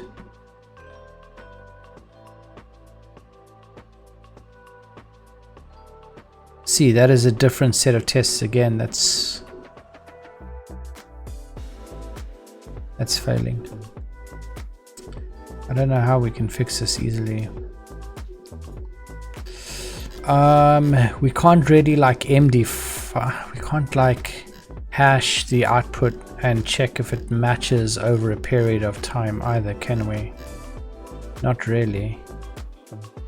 I think I'm going to quickly grab some more coffee and then we can check this out, see what we can do about it. I'm not quite sure what we're going to do about it, to be honest with you. I think it's inside of here that we are doing this. Here's the next hop count that we do. This just retrieves the data. It doesn't do any comparison of it, does it? Nope, no comparison at all. Just adds it to our object. Grab me a coffee too, Nigel. Robots need caffeine too. Cool beans, mate. I will definitely do that. Just give me one very short sec.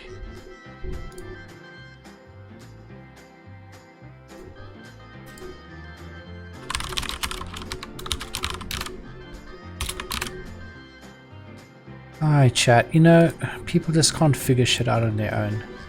So there's products that we have, right?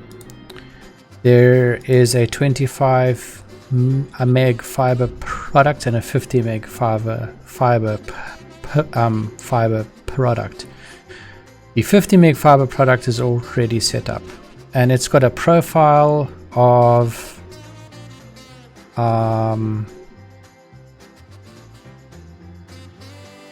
It's something like 50p1, 50p2, 50p3.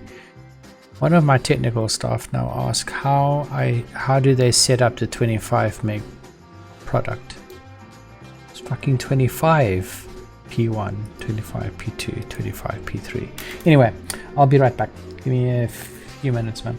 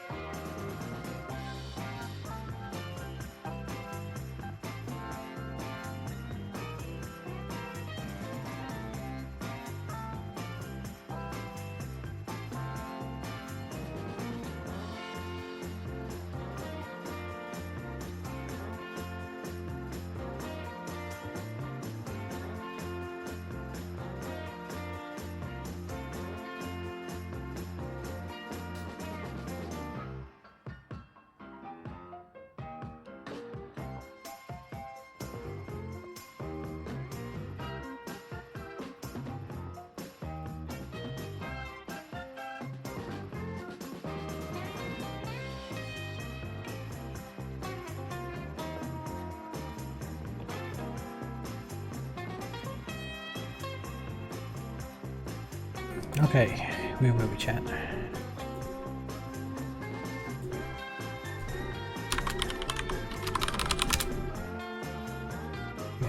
Kendra again. Just quickly check my mail again. Give me a sec.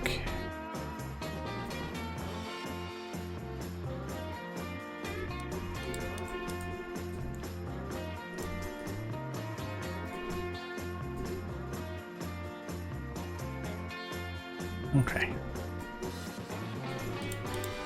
Just one moment.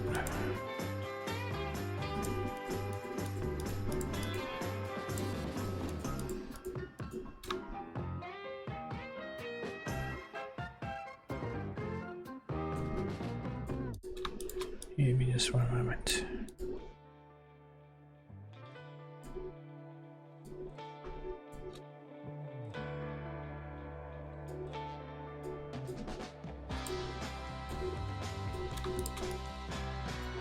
Okay, let's see. How's the project going? I was Slowly. searching Pornhub and came to this God, conclusion. Kendra. Most American car horns honk in the key of F. What? It's going slowly, man. With problems being experienced, you know? Okay, so how are we going to fix this convergence issue then? I think we first need to see what is changing, right? So we need to rerun these again with V's, and we can see what's changed. It's probably the router ID. And we need to figure out how the fuck we're going to fix that in our tests. Yeah, at least we get a failure. That's at least one thing that we can be consistent with. So there aren't actually any failures here. But it's showing a failure because the router ID has probably changed. So if we check what the differences are, where the fuck did that thing go now? Oh god, there's like fucking more than 500,000 lines of output here. We're looking for red. Maybe we should start, we can't start at the top because it's scrolled off the screen. Ah, here we go. Emitting 5 identical items, differing items. What the fuck?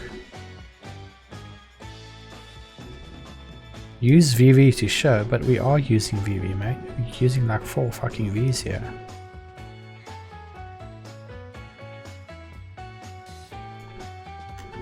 Let's check what this looks like.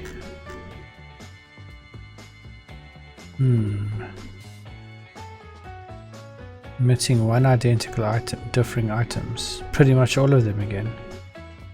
It's definitely not converging before we test.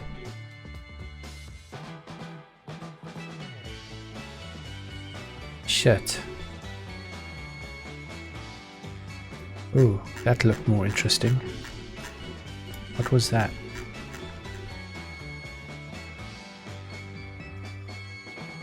See, the metric is changing because this is probably costing, right? Oh my dear Jesus.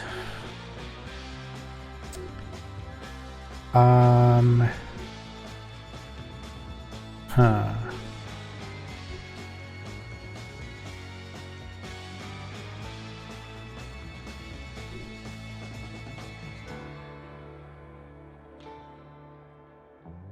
It's definitely not converged. Definitely not. It's switching routers here.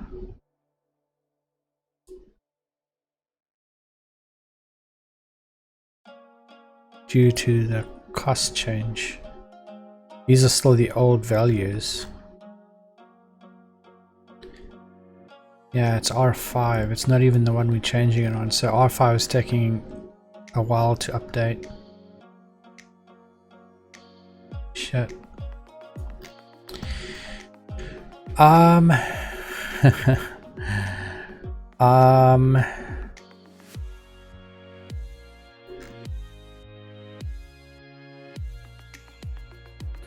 can see any messages on my phone.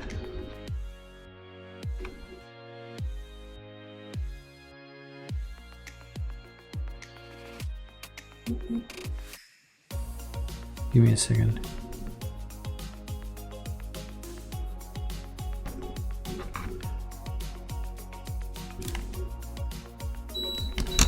Okay, well, we've definitely got a problem then.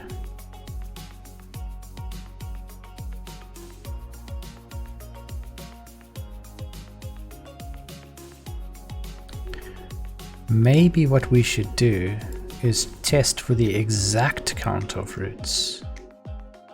Because you see over here, right? We've got 1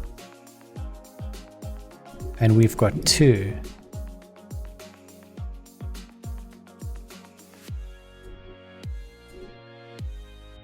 I don't know if the exact count of routes is going to be useful though.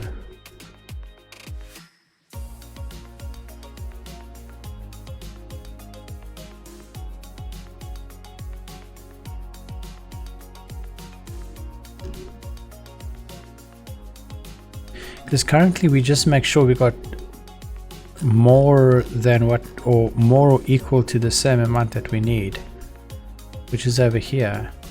See, more or equal, and that it's bigger than 0. Maybe we should make that result is equal to the expected count.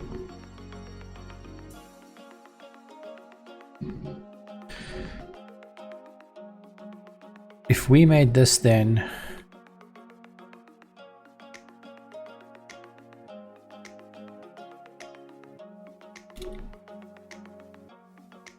this is probably not going to work though. We made this equal to the expected count and we removed greater than 0.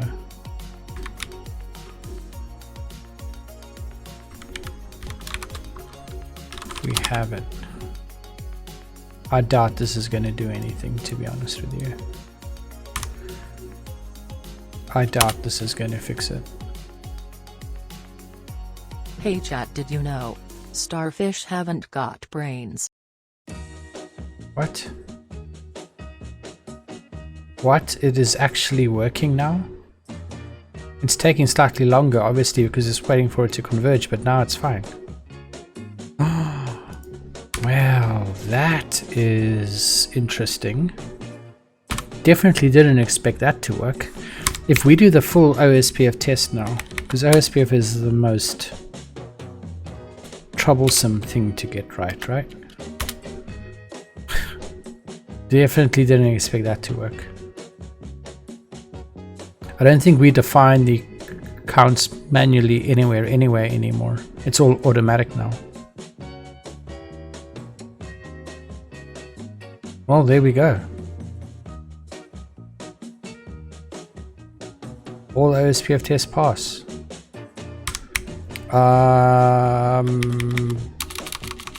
RIP.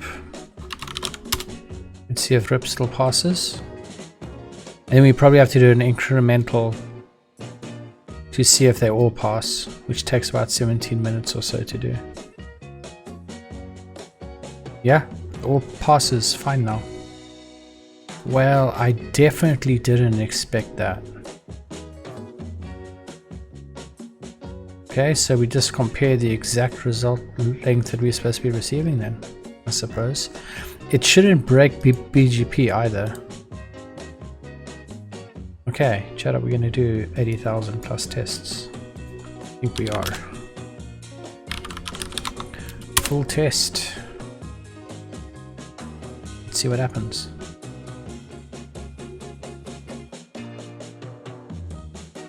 So these incremental tests basically just take a small set at a time and does 24 threads. So we don't need so much memory. The only thing we don't really get out of it is a code coverage then. I don't know how to make that work doing them incrementally. No idea. But we'll see now what happens here. This shouldn't take too long. And then what we need to do, I wonder if we can start committing so long. Maybe. That shouldn't affect anything. can do the base test change first.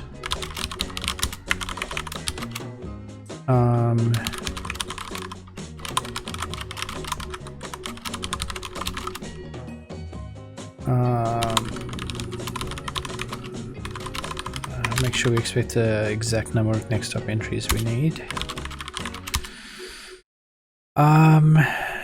And then, did we make any changes to BirdPlan itself?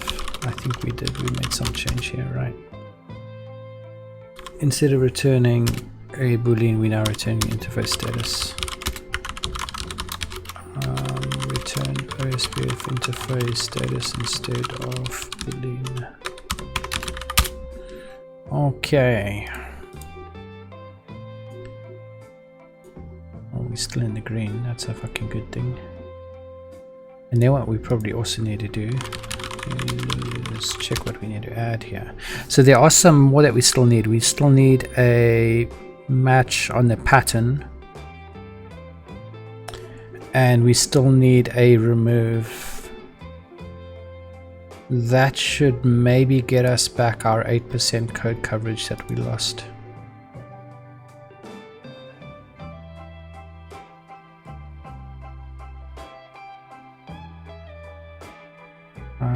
It just seems to count down some. What the hell is this? This gets to do same here. Here's the values requested once I've added. Okay, well my staff now figured the problem out.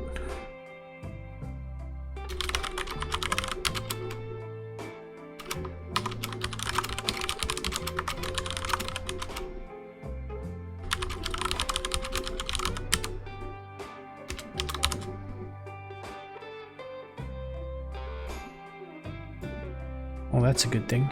I didn't have to do anything there. Okay, so how far are we already on to BGP test 34?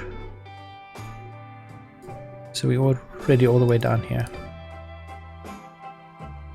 We're now on to test 36, which is down here. So we're going fucking really quick here.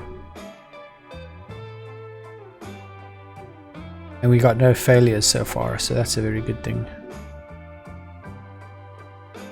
Okay, convergence issue is now hopefully a thing of the past. We fixed it easily. Okay, so I said we need to probably... We're going to need to add the removing option to the command line as well. I don't know if we need to add the JSON.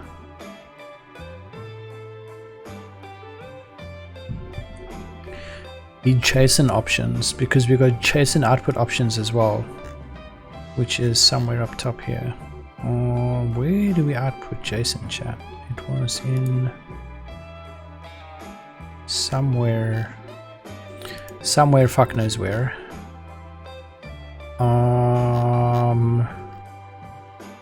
We had a pretty cool implementation for that where we don't have to add it to everything, we just have to add it in a single place, right?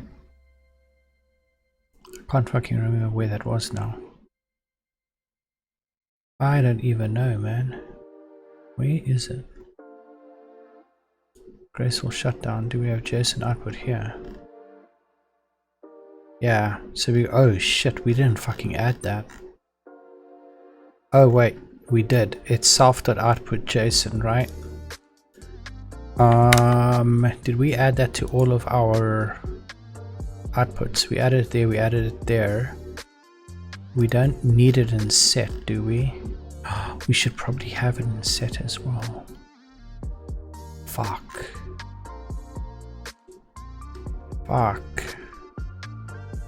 Because set returns something on the fucking command line, doesn't it? We should probably have a JSON thing here to also say that the value was set. Well, every day we find things we're missing. We do have JSON output for the OSPF interface show command. Okay.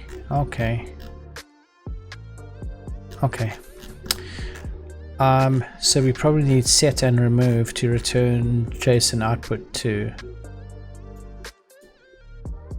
Shit. We can't change this while the tests are running.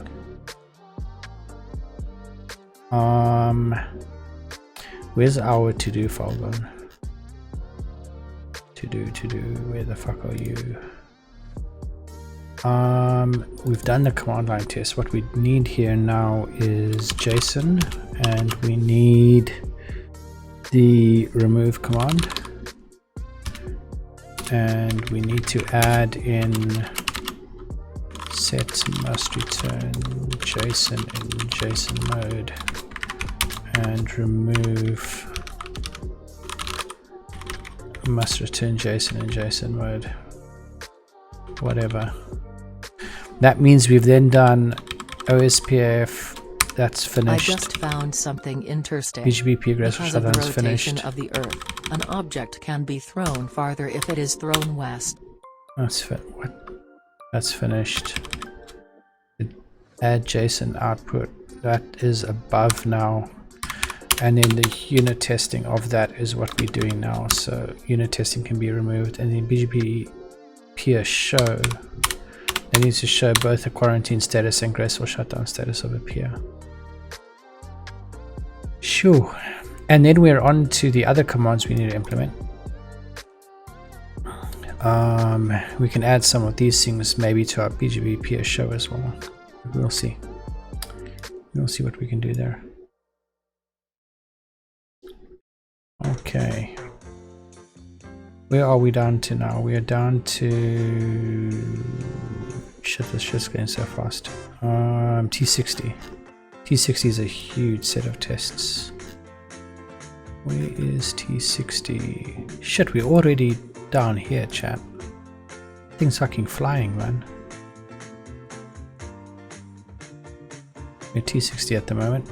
We've only got like 1, 2, 3, 4, 5, 6, 5 sets left. I'm very surprised this is passing, Jesus. Okay, so after we've done this, right, we then need to add in an OSPF cost and ECMP weight with BGP on top of it. So what we need to then do is probably add combined test with OSPF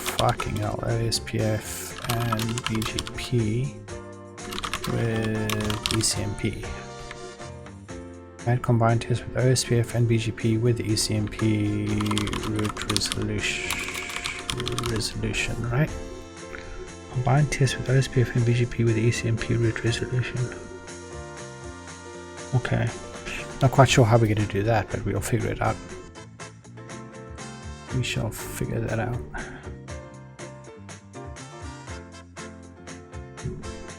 Okay.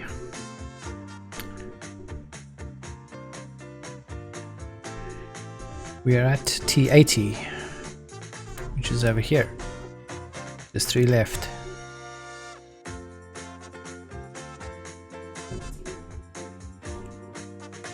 Just 3 left.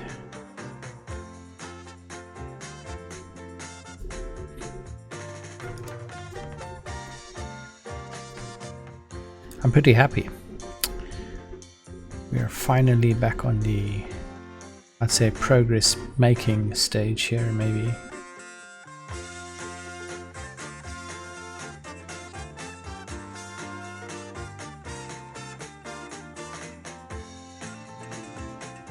Come on, T80, you can do it, mate.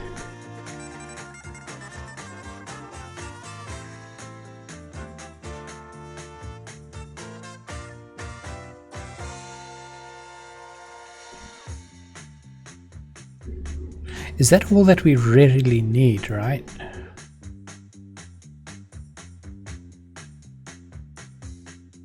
We just need the set and remove must return JSON. If we're in JSON mode, right? Oh shit, but that'll also be on the BGP side as well. Oh.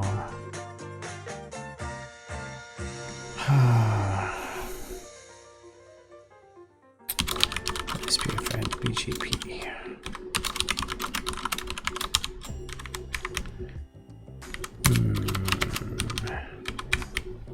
It shouldn't take too long to do though.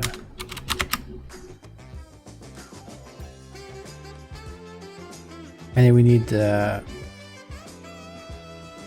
test for cost and ECMP wait for JSON and the remove command. Hey Nigel, we have a new follower. Thank you for following Ultrafee. To a test for JSON to BGP and the remove command as well. God, my to-do is absolutely terrifying. Hey there, Ultrafee, how's it going, mate? Thanks a lot for the follow, man. Greatly appreciate it. Thanks, man.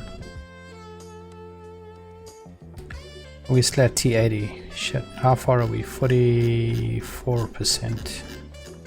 46. Nearly there. Okay, so it's just the command line shit that we need to figure out now. And then just...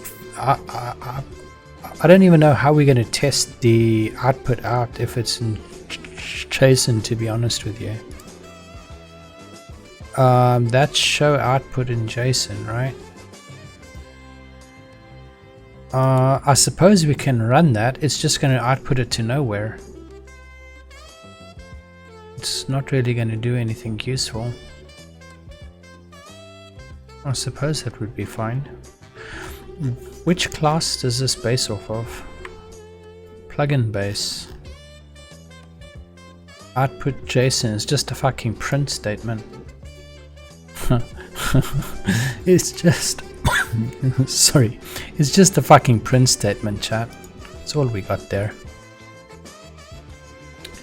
I don't know, man.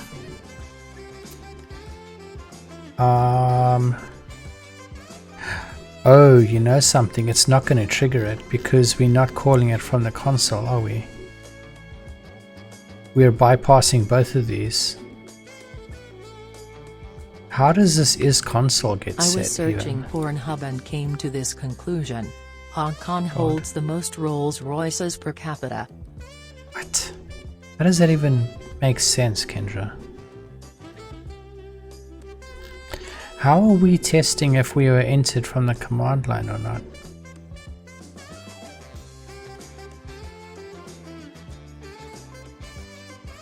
That's a good question. You know, I don't actually think we need to test the JSON out. We're probably just going to have to ignore it. I mean, one line print statement is not really... doesn't sound really important to me.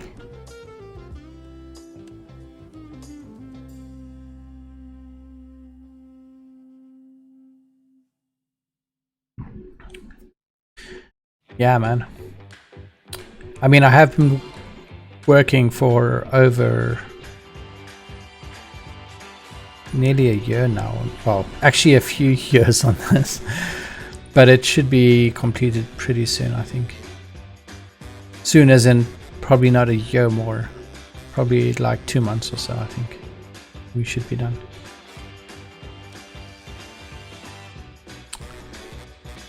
Where do we set if this is the console or not, chat?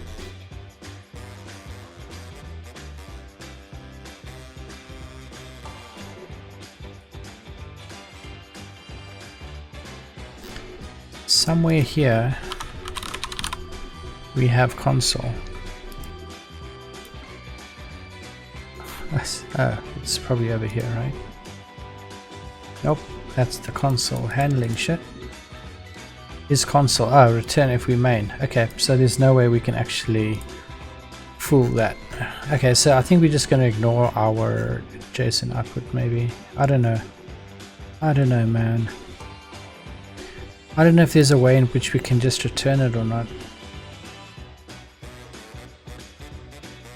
Unless we move the is console output, we can't because we got output which is specific over here. Unless we can maybe even do that.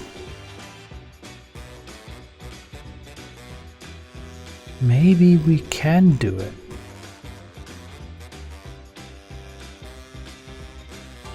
Maybe we can. If we move this code, it's not supposed to be used directly anyway, so we can move this code into our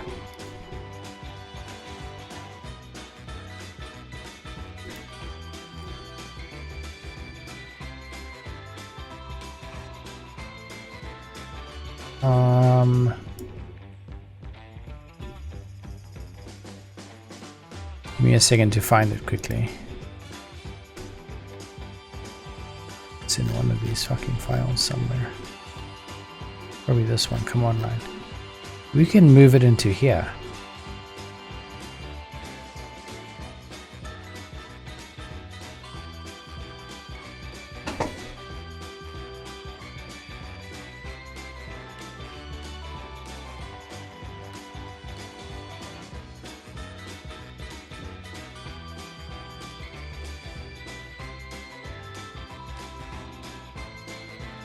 Right? We can implement the entire thing over here because all of our output is just printed as JSON. So on all of the commands we can just return what the output should be and either print it to the command line or just print the JSON version of it. So we don't need to then have these if statements everywhere.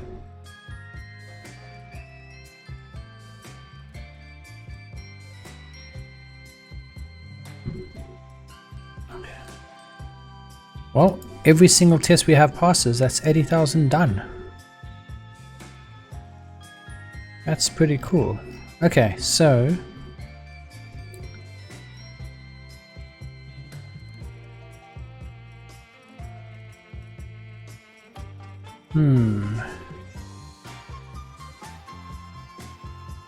the command that's run is the same even. It's just the output, chat. It's just the output. So we just needed a message and if it's an error or a success.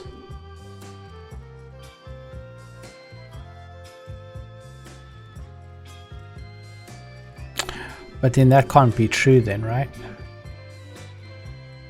There needs to also be some sort of a status output.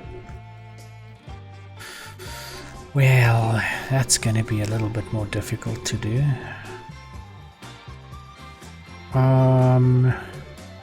And we also got the help shit as well up top here.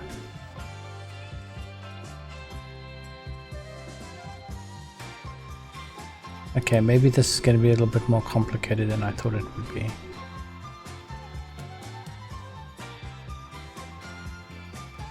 How would we handle it then?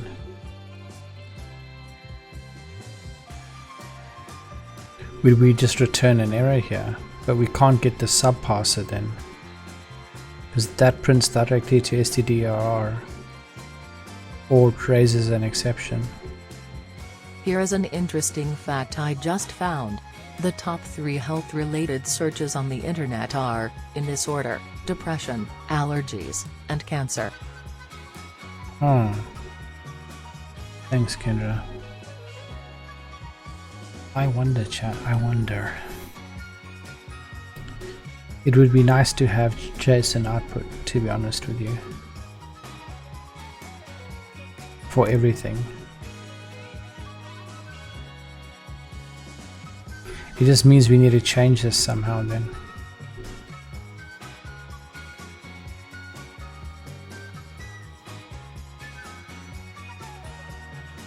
I would like to keep the fucking help thing somehow. What does this print help actually do?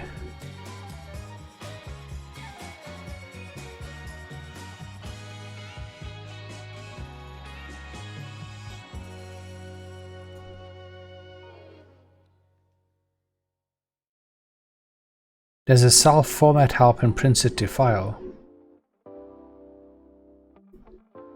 Okay, what does format help do? Can we call format help directly? That would work. What happens if we did something like this? So that would be the subparser format help.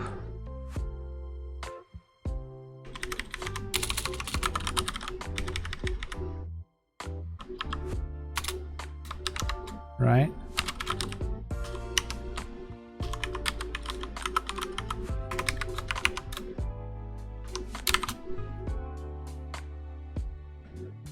Right?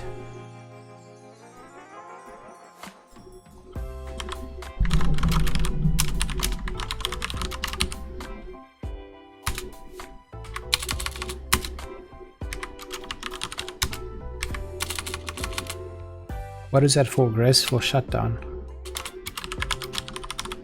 BGP peer, graceful shutdown, remove. It works.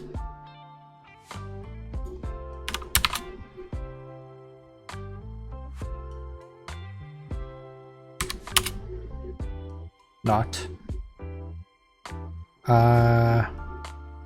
That's coming from somewhere else.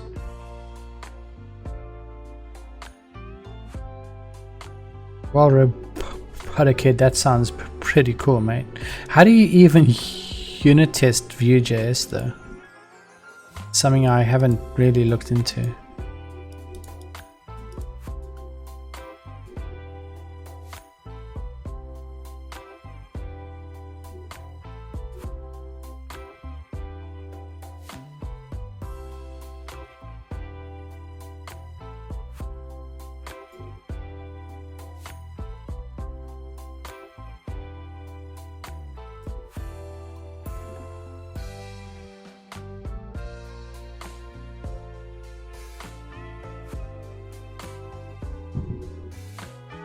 Yeah, I don't even know how to do that.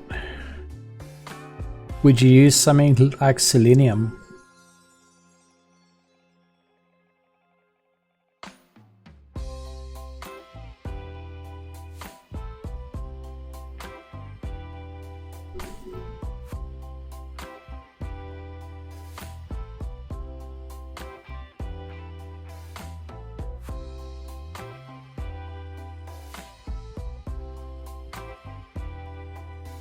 Oh, okay.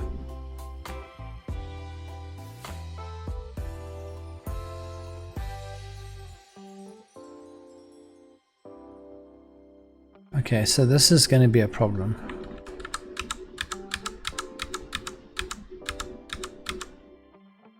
Because the parser is the one that is whining about the command line options, which is over here.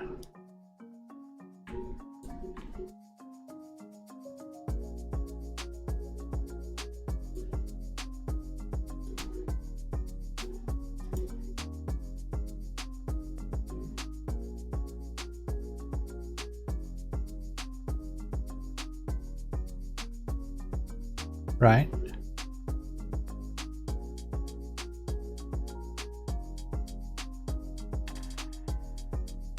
Does that somehow... How does this thing output the error though? Unrecognized arguments. That's not what we're getting here though.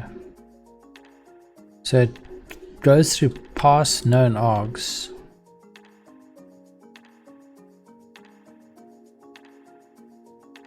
And there's another error here. Argument error.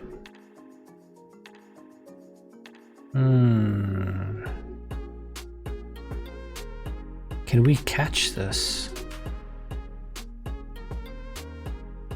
No, we can't.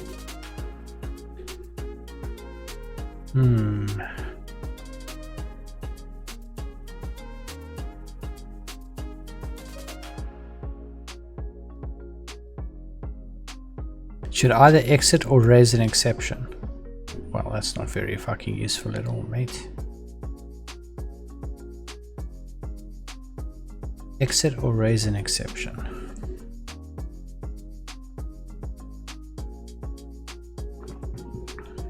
Cool beans, man.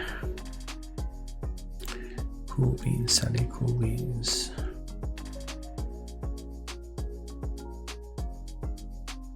So exit or raise an exception. Ah.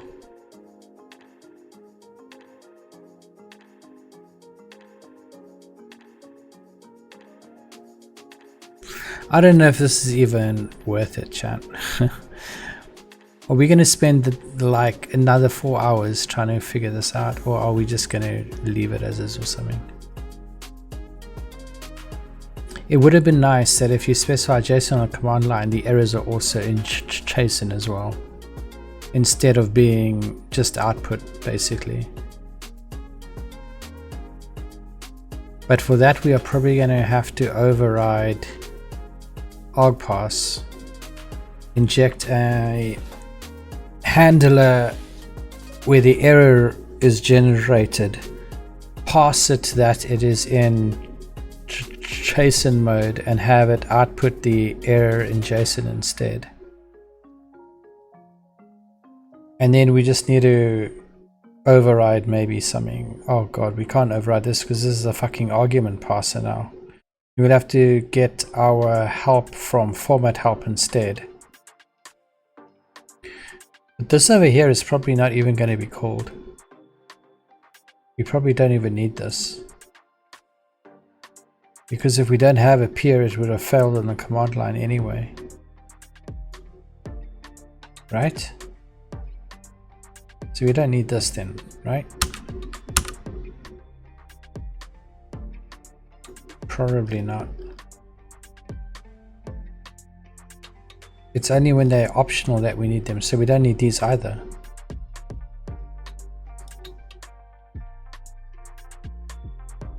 Well, actually,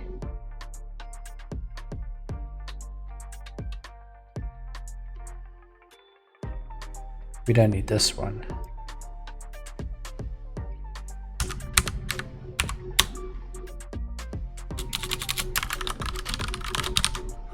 Right. Let's try and simplify these a little bit.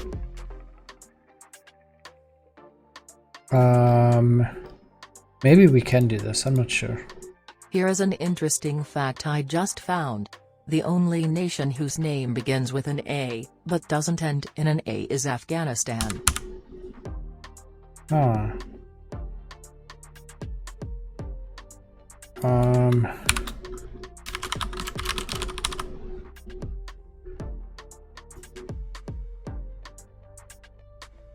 So we don't need the checks on the parameters because the argpass is going to do that for us. We just need to check their validity, right?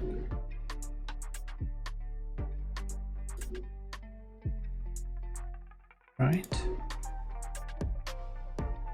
And delete this as well then.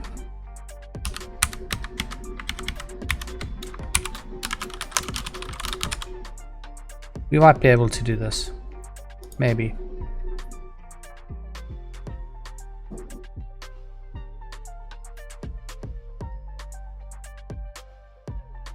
Maybe.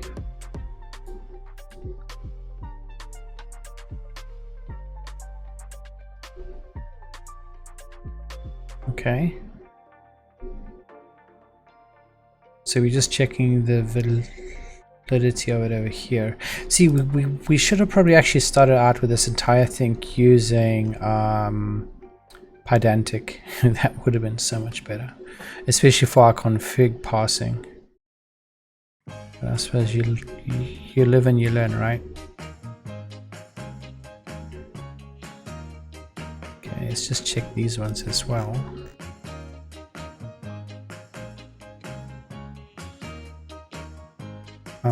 Area is none. Area would always be specified though. I'm pretty sure we will always have area.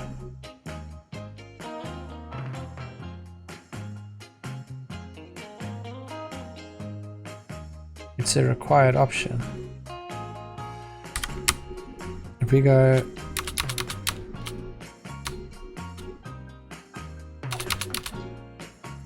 OSPF interface cost set A, B, C. Yeah, okay. We don't need this then. Oops. Don't know what screen I fucking typed that in on. And we don't need this then.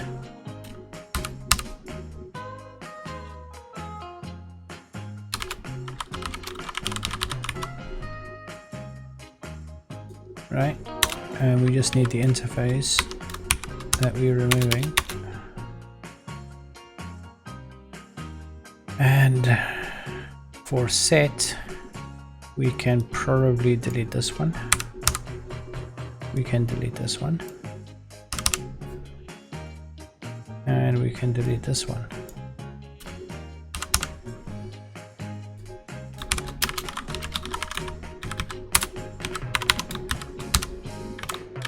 Right? That should be good.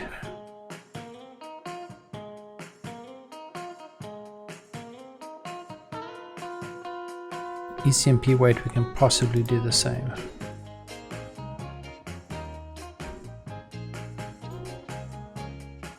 They're all mandatory arguments.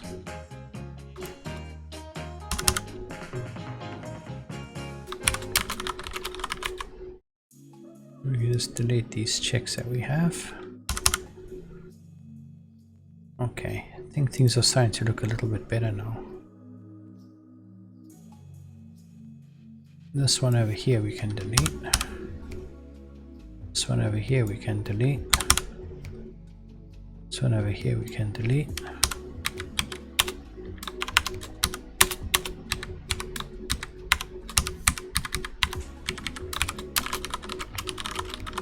Okay.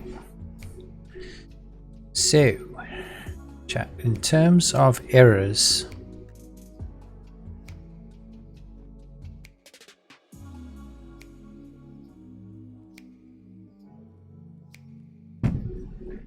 we probably need to override argparser, right? Argparser. Class BirdPlan argparser. Argparser.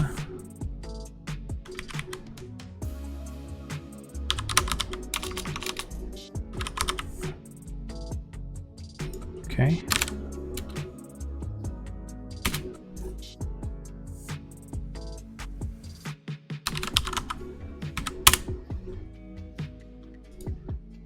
And we said we wanted to override the error handler,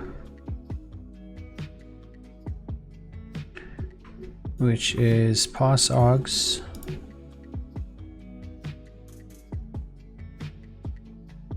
is it self.error that we were looking at?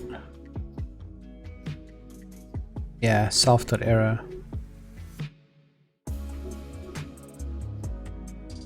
And that is in where?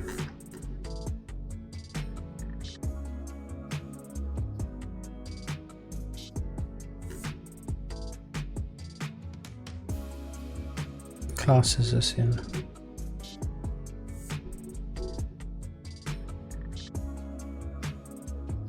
Fuck, it's in action. Wait, what?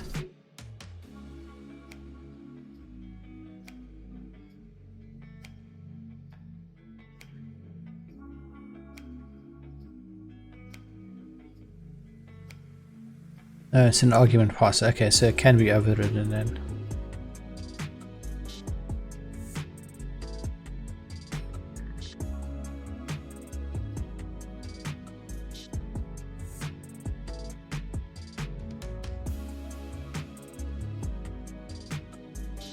Oh.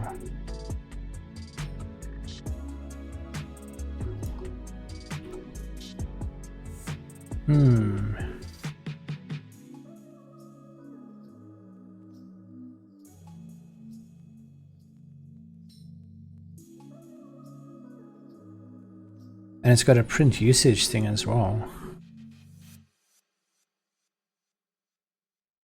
What does print usage do? prints message. Format usage again. So his format help and his format usage.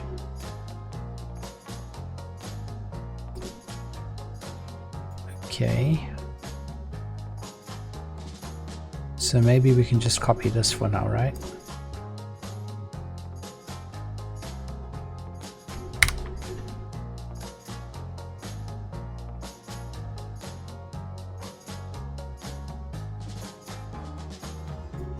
Maybe.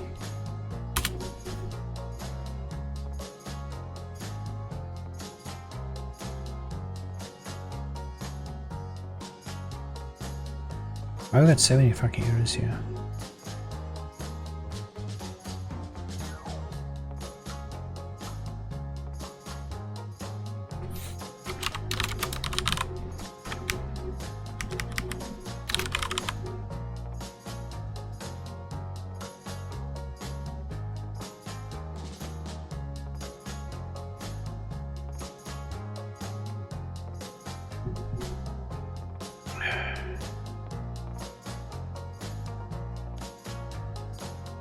So half of Pylons complains about the error handling.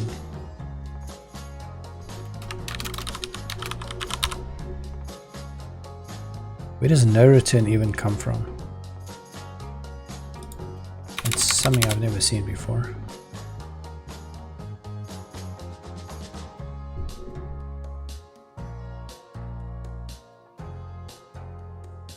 I just found Doesn't something really matter. interesting.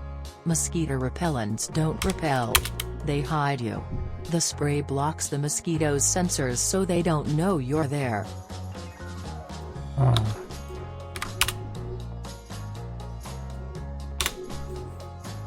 Where do we see... Oh, there's the error over there, right? It's not working though. Do we have an arg parser somewhere else then? Oh, we got one over here. This needs to be BirdPlan argument parser.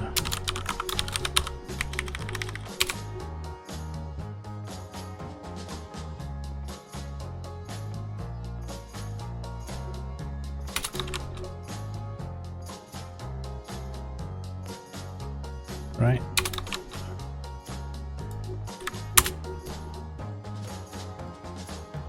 Underscore sys is not defined.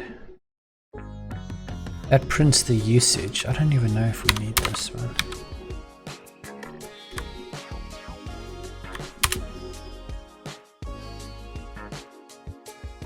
Name underscore is not defined. I think that is part of the internationalization. I don't think we need that either, chat. Not at the moment. Okay.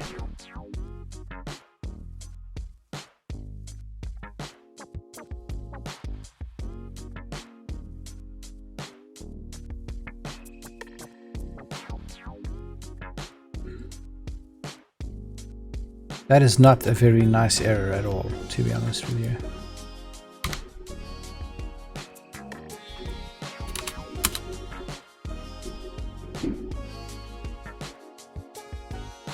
Definitely not easy to understand.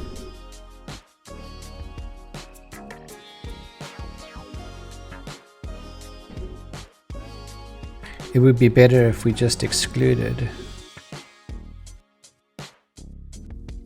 the first part.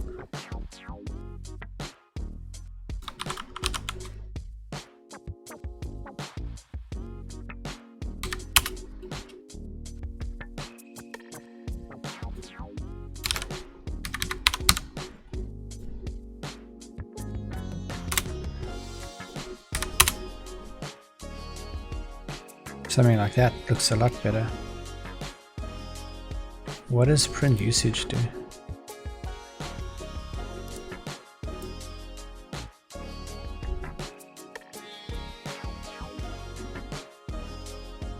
Runs format usage.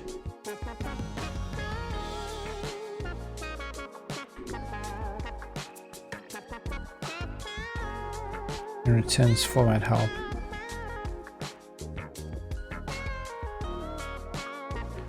Ah,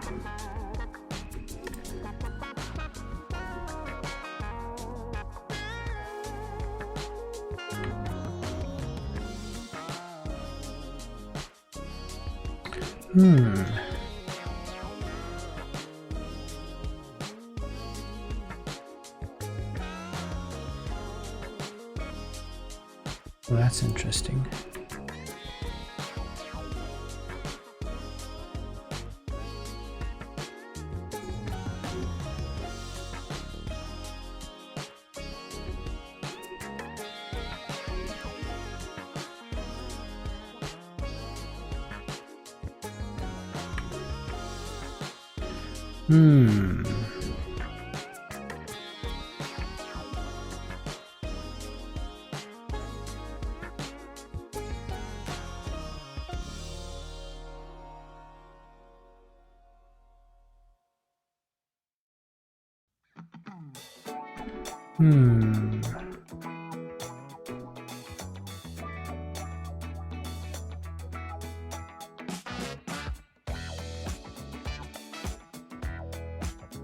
I wonder.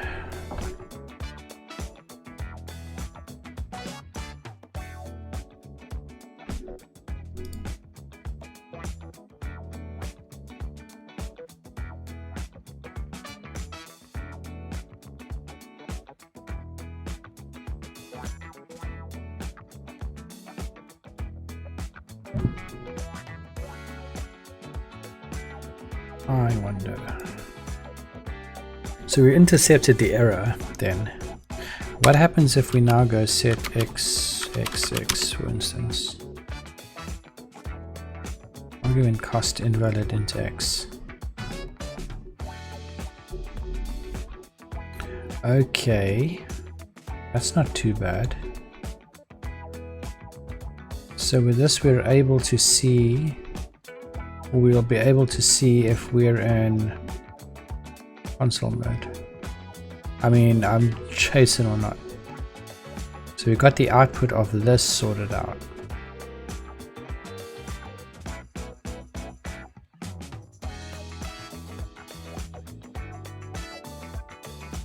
Which means we then need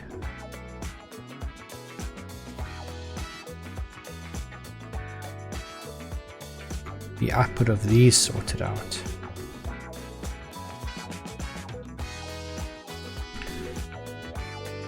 So we're going to need to move the exception handling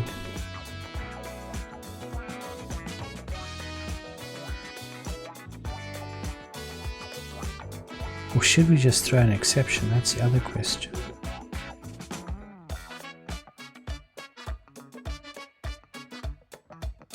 Give me a second to think, chat.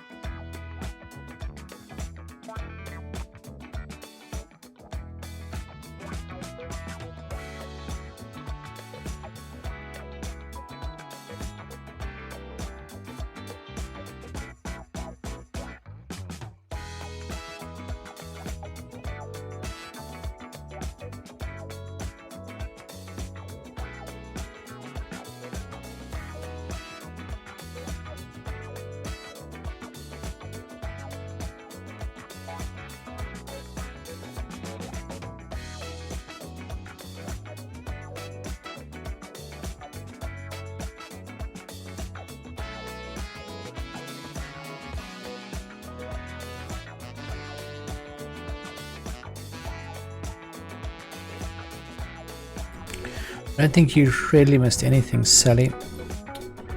Should I just bump my fucking camera? Jesus. I don't think you really missed anything.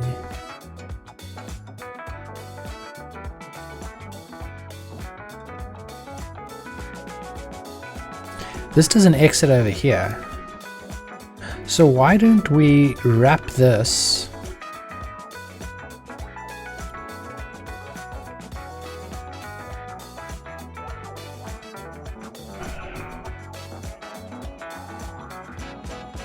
Why don't we just wrap this entire thing around a try and just raise exceptions everywhere?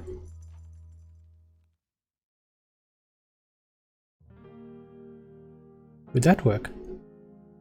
We can then catch errors. We can return the output. Fucking climate control chat.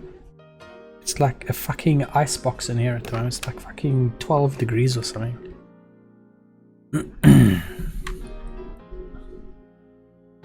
How are we going to change this around then? So we're not going to test if it's the console anymore. Right?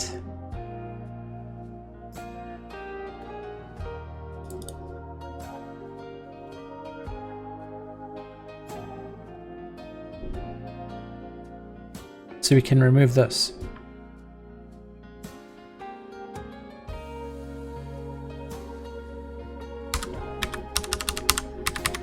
And we can move this somehow, somewhere with our return.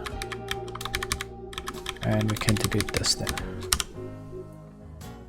Much easier. Much fucking easier. So that'll raise an exception. Here's an interesting fact I just found. If you have 3 quarters, 4 dimes, and 4 pennies, you have $1.19, the largest amount of money in coins without being able to make change for a dollar. Dear Kendra, isn't that what you told us yesterday? Pretty sure it was. Which means we don't need sys here. We don't need BirdPlan error here. Right? That'll automatically raise an exception if there's a problem. What we do need, however, is to return this in a structure with a state of success and a message. So this somehow has to be something like status, success, and message.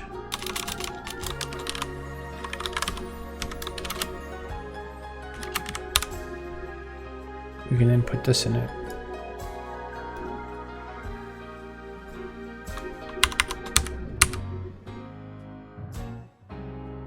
With an F string.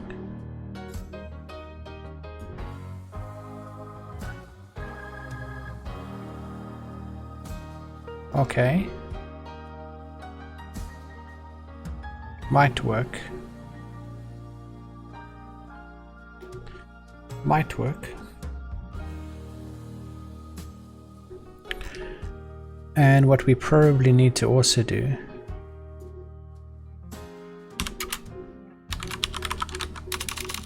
why is some things BirdPlan with a capital B and P and some not with a capital B and P?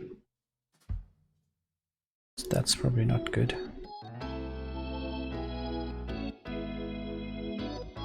This should be BirdPlan. Oh god. RIP everything again. Fixing bugs as we go. Can we just change this fucking symbol name everywhere? Is this going to change all of our files, chat? Yes. Do it. Let's wait.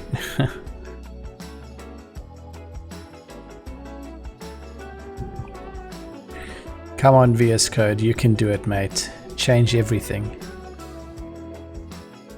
I know you're thinking.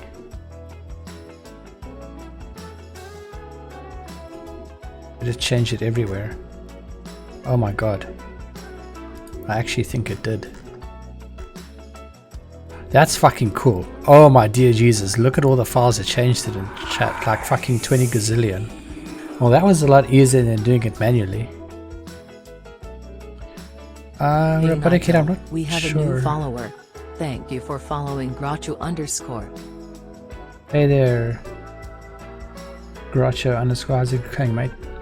That is actually a pretty cool feature, renaming a class, and it renames it in every single file, which is like 20 gazillion files.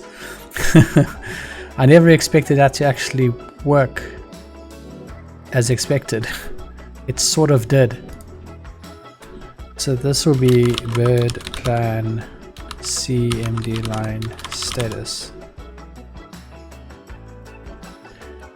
and probably need to go into this file here.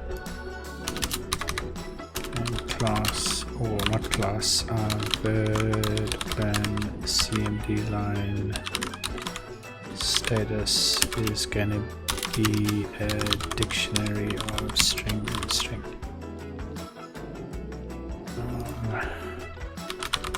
Yeah, it definitely worked. It's renamed it everywhere. So I click rename symbol and it changed all of them. What you do not want to do is click rename symbol on a variable name that you use over and over again. That might get some unintended consequences. I've done that before by mistake.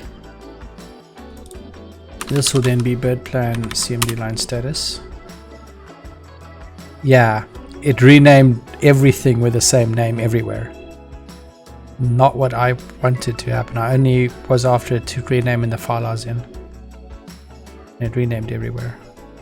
Okay, cool. So there we go. We've now got a JSON status being returned from this command. We probably need to do the same with set. So we can now literally delete like most of the shit here.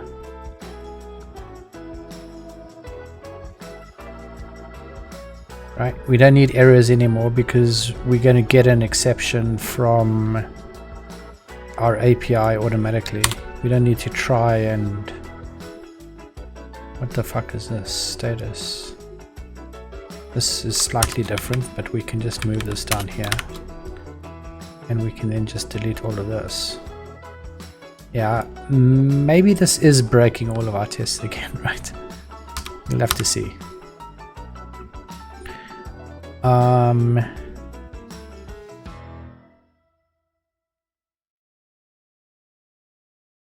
Unless we set that to a class. A class might be easier to use. If we had a class, right? BirdPlan CMD line status, just with a status and a message, we could then just go BirdPlan CMD line status, and we could then just go success, comma, and the message. That is a little bit easier, right? I just found something interesting. It takes 3,000 cows to supply the NFL with enough leather for a year's supply of footballs. What the fuck? Kendra? What are you even browsing?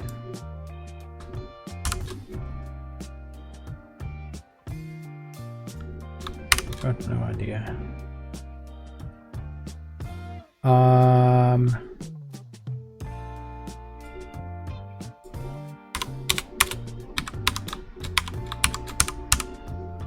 Something like that, a class instead.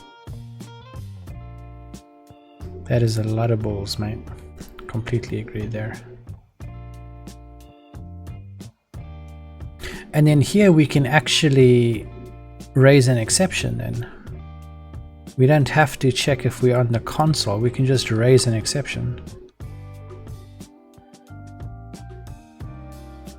We don't have to care. Because we're going to be trapping exceptions in the command line interface. This might actually work out quite nicely.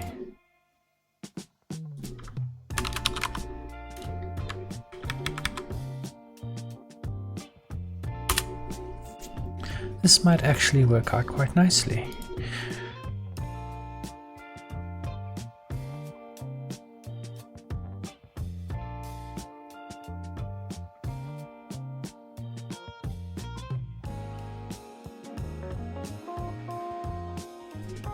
You'll see now though.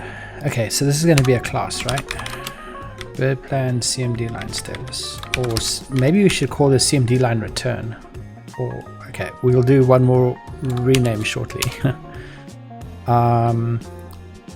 We need an init here. And we just need like two attributes, which is going to be status str and maybe data str. This is why we're going to be doing this, right? We need the data instead of a message, I think. And we're going to initialize this with status, which is str, and data, which is going to be probably an any type.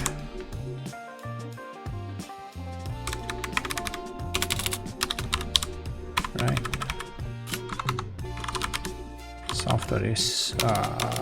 Self.status equals status, and self.data equals data. Why are you moaning at me, mate? Too few public methods. Well, I mean, Jesus, Parliament.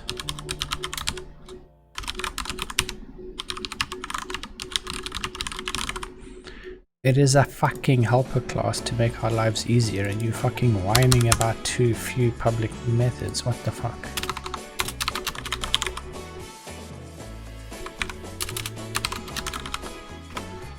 I don't know. We don't even need this, right? What we do, what we can have is a docstring.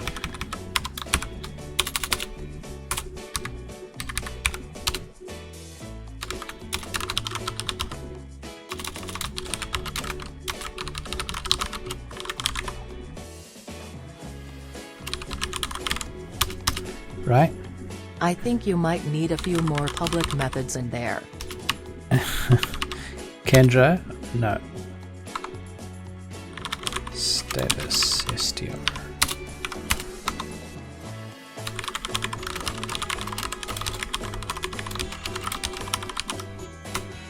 It can actually only be success. Actually, it can only be success, right? We're going to catch exceptions. So we don't even need status then.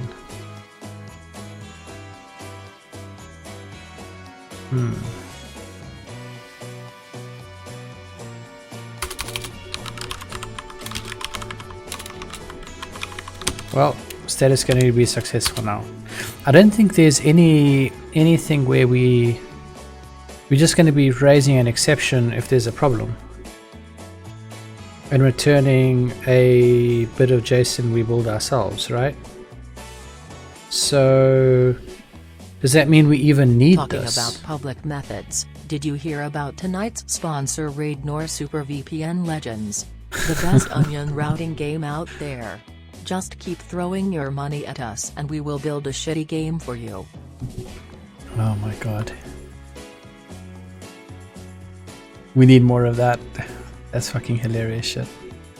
Do we even need this then, chat?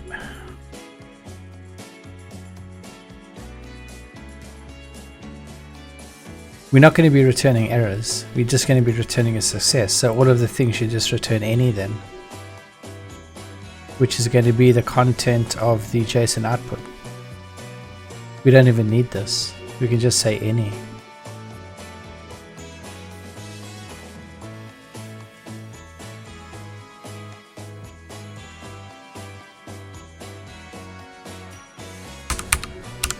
Well, optimizing all of our code out the fucking window.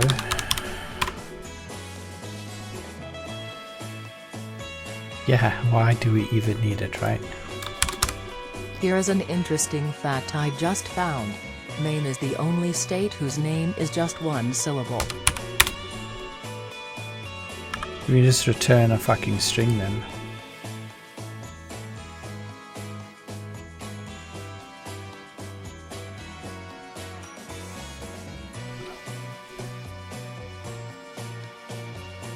You just return the string chat. So let's just replace this then. I suppose it does make life a little bit easier. Replace that with any. Delete the class. Delete sus, we don't need that anymore. So much better. Now show, on the other hand, is slightly different. Oh my god, that's got an entire fucking function. But hang on. Show is past an object. I think we can do this as well.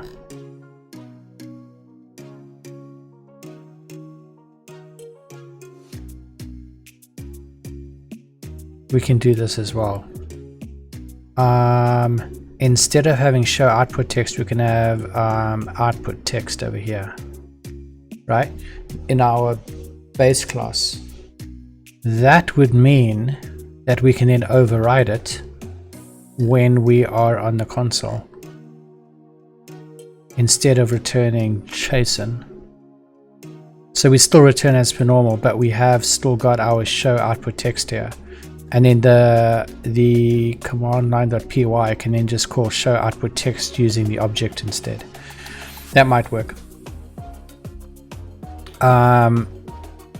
It just means that this is probably going to have to change to an any as well, which means another thing is it's going to be a bit fucked up.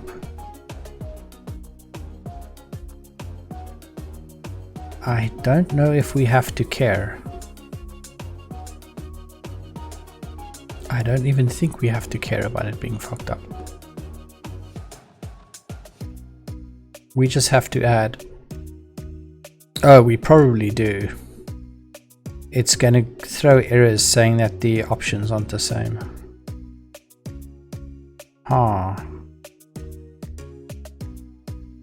So this would have to change to any as well then. But this one probably have to change to any too. Everything just needs to be fucking anything. And then this is going to come out of here. We don't need this anymore at all. We're just going to return what we get back. Which means, can we optimize this even more, chat? Probably not. We can just do a return here. Cut out all this code. Bam. Any. Bam, gone. Goodbye, mate. Okay. And then we just need this function to be... the parameter name is probably going to be an issue as well.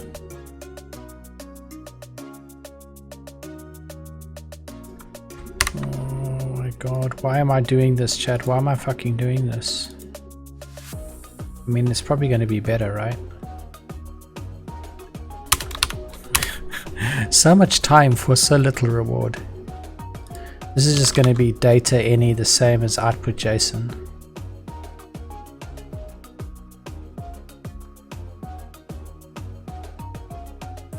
And all this is going to be is just a fucking print per default.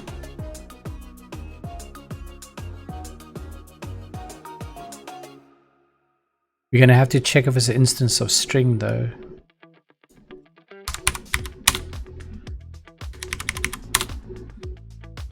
Or something.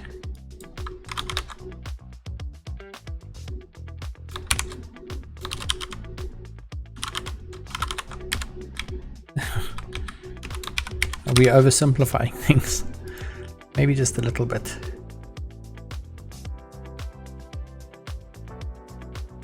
Well, there's now no too many branches, right? We got no branches at all. I don't know, man. I don't know, but this does look a little bit better to me. Maybe. Okay, are we going to try rename symbol again? Maybe that's not such a hard idea. Maybe we just don't need to do that.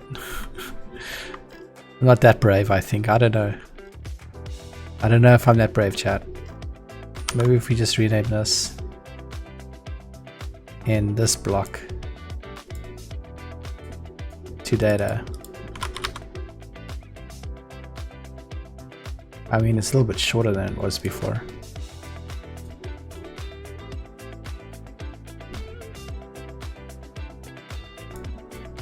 I wonder.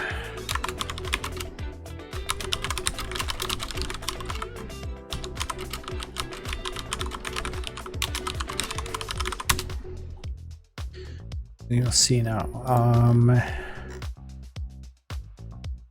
Show output text. Nigel, Why can I is play this? Raid VPN Super Shadow Legends? No, Kendra, you can't.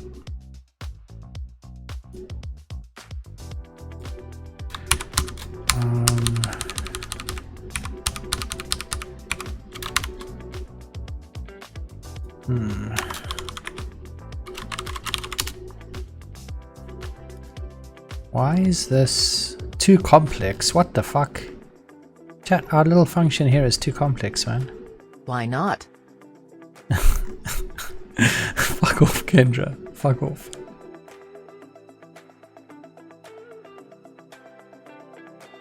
Well, we've kind of optimized out everything we had.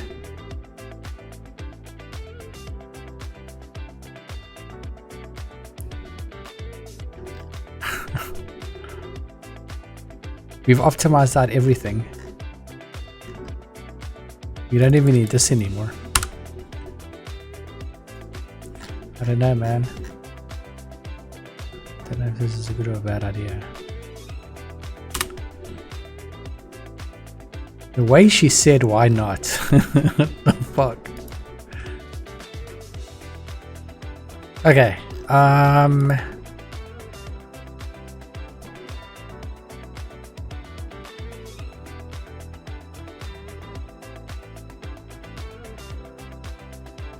I'm from South Africa, mate.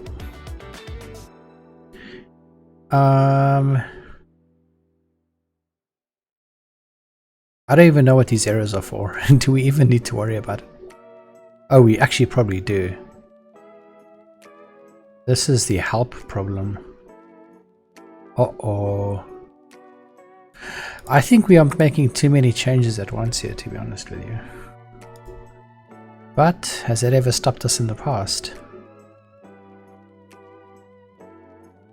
Nope. You just fucking delete this shit as well.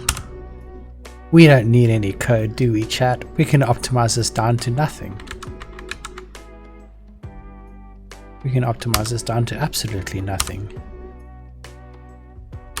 Right? Who needs code?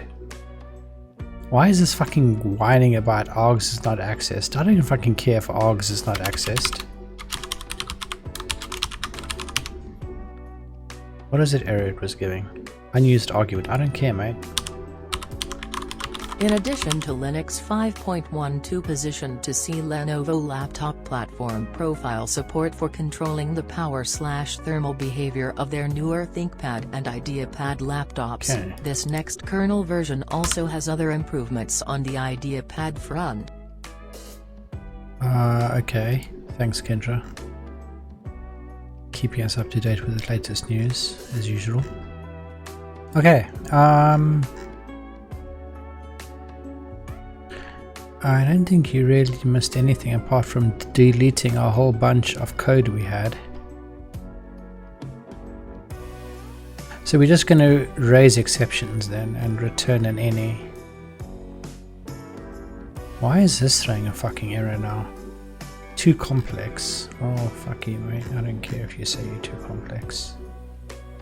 That is flake. Well, flake we don't care about at the moment. But output text is not going to be returning anything. Okay, so we can then probably go down to quarantine init and we can check out the... we don't need this anymore. Right?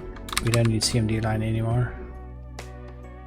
We just need our raising of an exception, right? And we just need an any over here, which is never going to be called. And we need to ignore pilot again.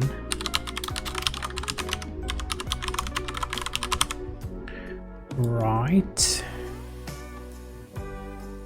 Right. We actually might need help here. Uh-oh. Didn't think about that.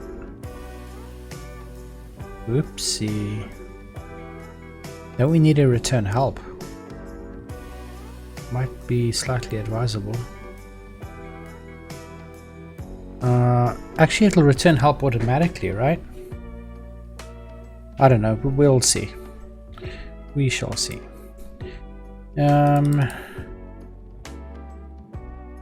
Why is this saying these problems?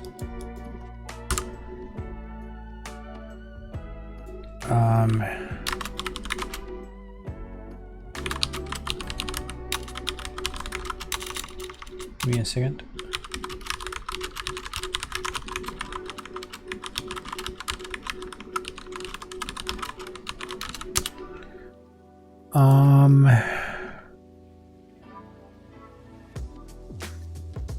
This is going to be an any, right? So robotic head, how much does RAID Super VPN Shadow Legends cost? What the fuck? And this message is going to be returned here.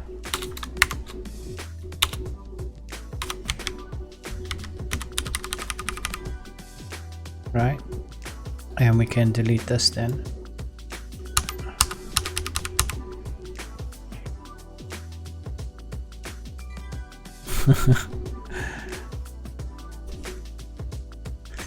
It's a pretty expensive game.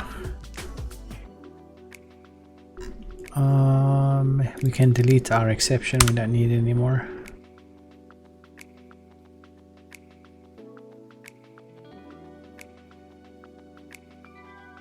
I hope this is going to work.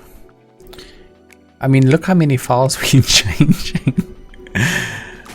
We better get better code coverage with this chat.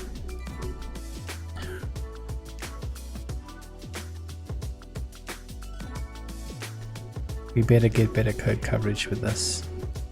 We don't need the exception anymore. We don't need sys anymore.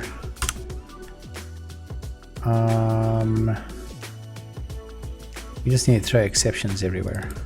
You can throw an any over here.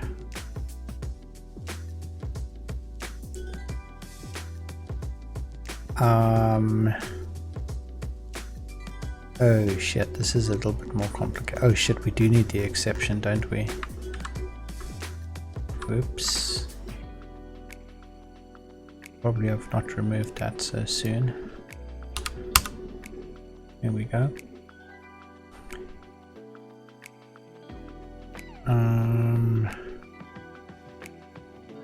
This over here. We can move down here. And then return f string. This we can delete. You know, my staff always are very scared about letting me see their code because I'm always deleting everything.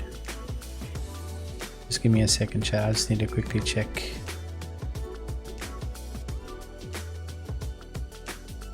Oh my god, this is such a long email sent by one of our suppliers. Jesus. I just found something interesting. The golden arches of fast food chain McDonald's is more recognized worldwide than the religious cross of Christianity.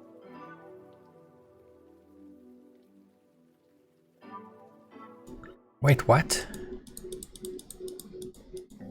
I gotta hear that again. Hang on a second.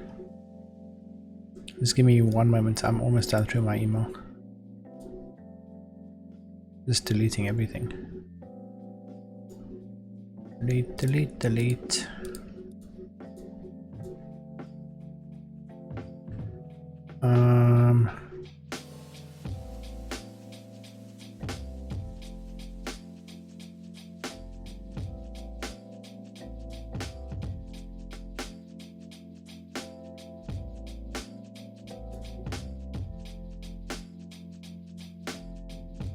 I don't even fucking know what's going on here.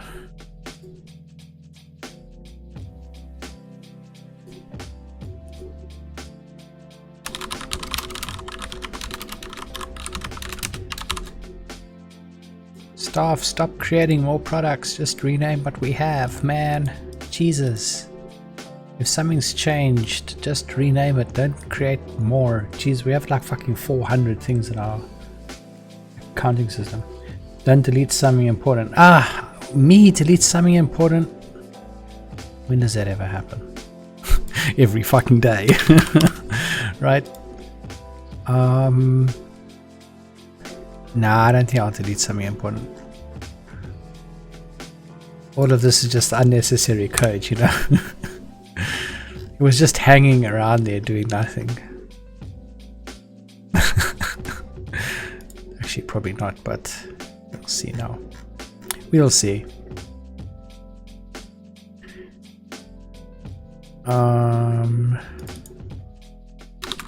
This would be any, right? We don't need this anymore. More shit getting deleted. What else do we need here? We don't need, oh shit, this we need to change. This we need to change to data. I think. And it needs to return an any. Well, you see, the funny thing about this is it's slowing down progress. Wait, what?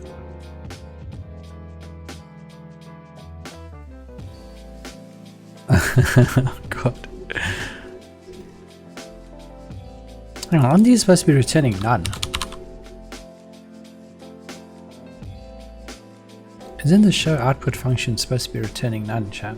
I think that's what happened. I see that VS Code updated pylons to... It actually looks a little bit better now.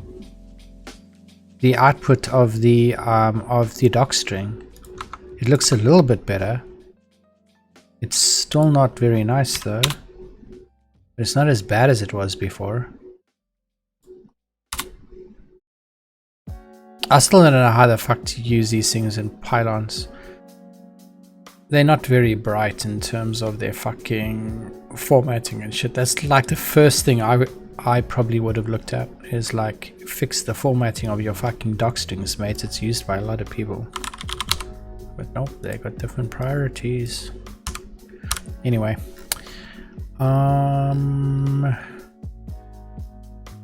The show output text is supposed to be returning none, right? It doesn't return shit. Yeah, it's supposed to be returning none. So why are these things complaining? Too complex? Well, we're not going to fucking worry about that. That's not too complex, mate. It's just a whole bunch of shit happening, you know? It's easy to understand. Stop being a wet blanket, mate. This over here needs to return an any, probably. But hang on. It's going to be an any, but it's going to raise an exception instead. I mean, okay. I suppose you can do that.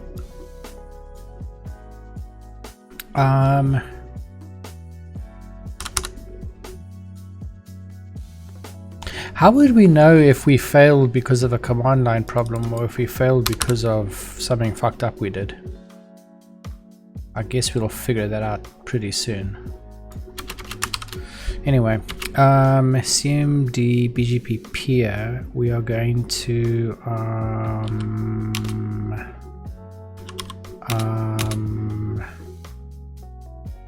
pilot disable equals unused argument, right? Okay, we're slowly working through this. I think we're about halfway now. Okay, that looks pretty good. Now this one over here, we don't need sys anymore, that we know for a fact. And this is going to be an any return, even though we're not returning shit. And this is going to be blacked right out of existence, and this can be deleted. And here we need a pilot disable equals unused argument. Don't want to raise any pilot issues.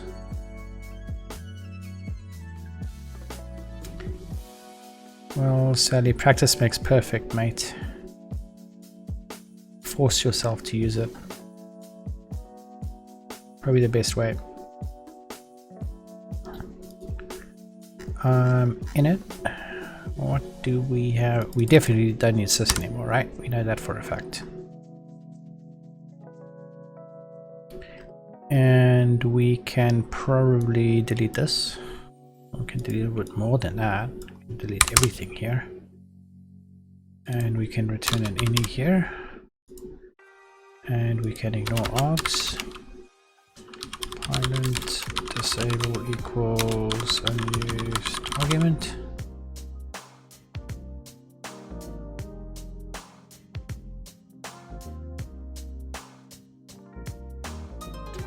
I mean, you can always just reinstall, right?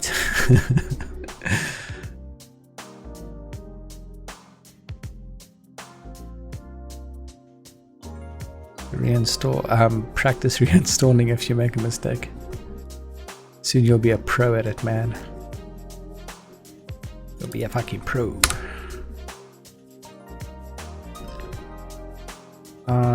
This can be any as well, probably. Hey chat, did you know? Americans travel 1,144,721,000 miles by air every day. What does that even mean? And we can probably delete all of this.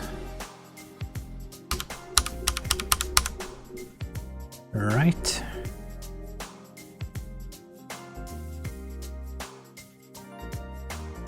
And we can probably delete this. Yeah, that's pretty good.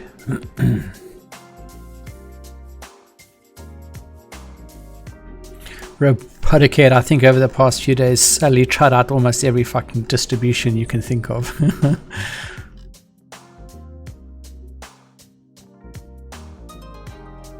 He's been having fun with playing with installing Linux.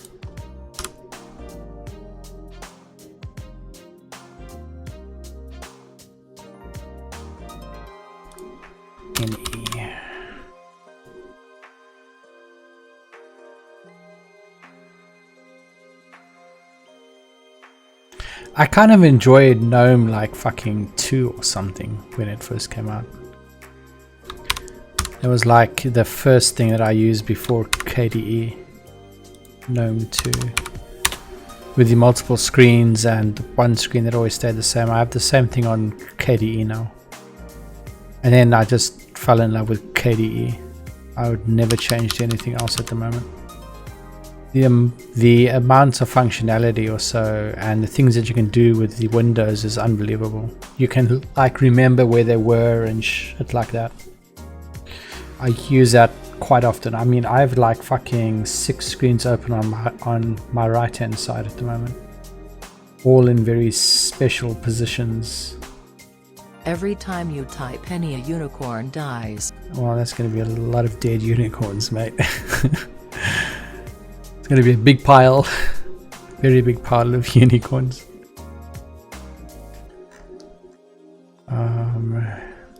It's a good thing that no one will ever see them, right? Oh, CryoGI. You want to see something? Okay, I'll just remember where I am here. Do you want to see the basis for our BGP recursive route resolution? After I've finished fucking around with all of these files I'm on at the moment. Do you want to see it, mate? This is what we're going to test with BGP, injecting routes using OSPF to get the recursive routes with ECMP enabled. We're going to be using that. It's pretty simple actually. It's just 3 routers connected via 4 links to 3 more routers, where you can change the ECMP values on each of the links. And how BIRD should work at the end of the day is when you do a BGP recursive route resolution using the OSPF RIP, it should suck in the ECMP routes into BGP. Or the ECMP next hops. So when we enable BGP on these, so this over here is functioning at the moment just as OSPF, but as soon as we enable BGP on all the routers, we should then get the BGP routes with ECMP. Which means if you got 4 links over here, you can now set the specific inbound and outbound priorities of traffic to be able to balance traffic over the links. That's my sort of goal here. I know quite a couple of carriers that try to do that using Cisco and using fucking Juniper and Arista, and the amount of issues they have is unfucking-lievable.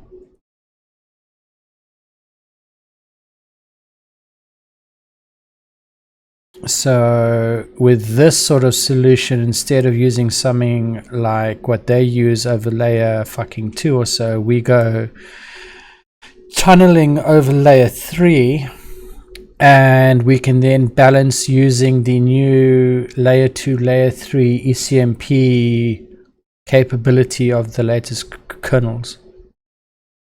So you can now tunnel layer 2 over layer 3 with ECMP enabled. It's pretty cool. It's pretty fucking cool, man. This is definitely a feat of achievement, even if it's only in my book. Hey there, Uncut. How's it going, man? What is up? How is it hanging? Okay, so I forgot where we were again, which happens all the time as well.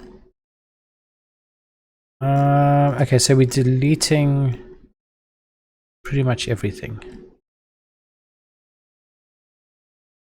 Where'd our music go, chat?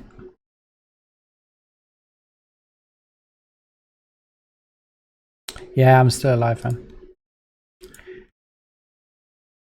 Deleting all my email and trying to stay focused, you know.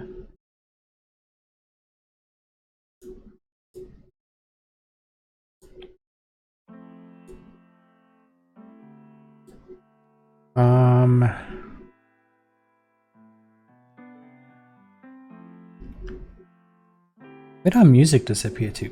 Kendra, have you fucking broken something again?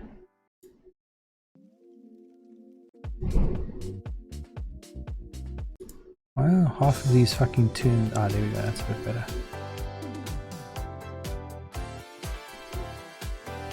Cool, cool. So, we're always raising an error in our init functions, right? Or our init files. They shouldn't be getting called unless there's a On problem. God deity, have you heard about our new game, Raiden or Super VPN Legends?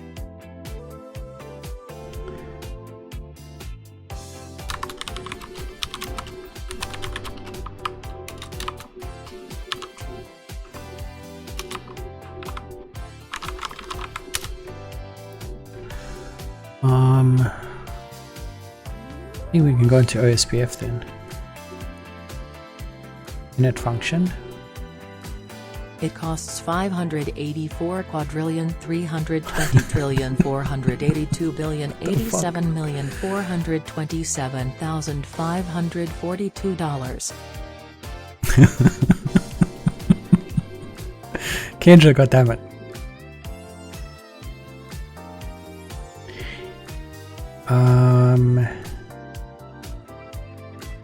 I guess we did this one, right? This looks done.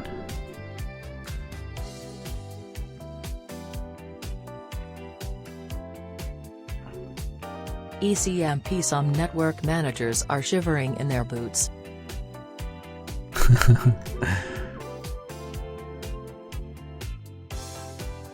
Yeah, man. We did this one as well. We're just returning a string here. So, next is then this one over here, which is also returning a string, so we did that. Which ones haven't we done then? Oh, wait a minute. Wait a minute. We haven't done this one.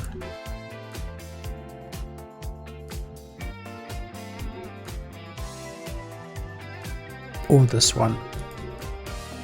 I think if we remove isConsole, we'll actually throw errors in all of these files. Python code go BiRD.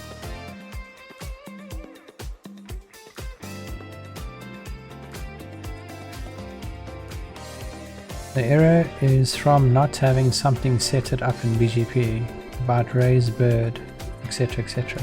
Wait, what? I don't quite understand, Sally. Explain yourself, mate. Where is the fucking is console command gone? Or function?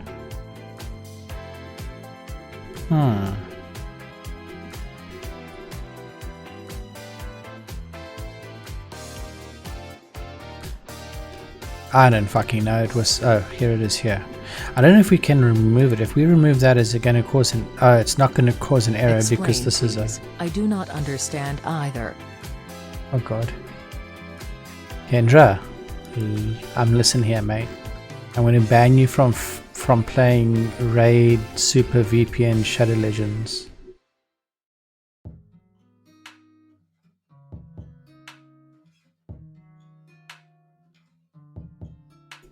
Sure, she's gonna have something to say about that.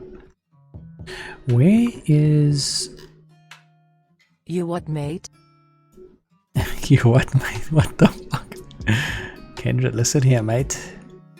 Calm down.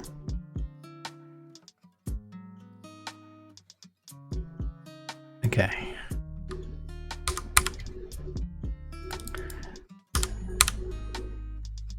We can raise an exception here, right?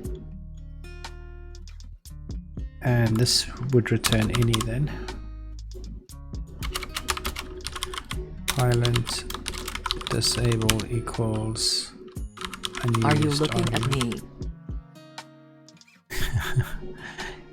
Kendra, why would I look at you, mate? Your code is very bad. It's an eyesore, man. Here is an interesting fact I just found. Oh god. You spend 7 years of your life in the bathroom. What the fuck has that got to do?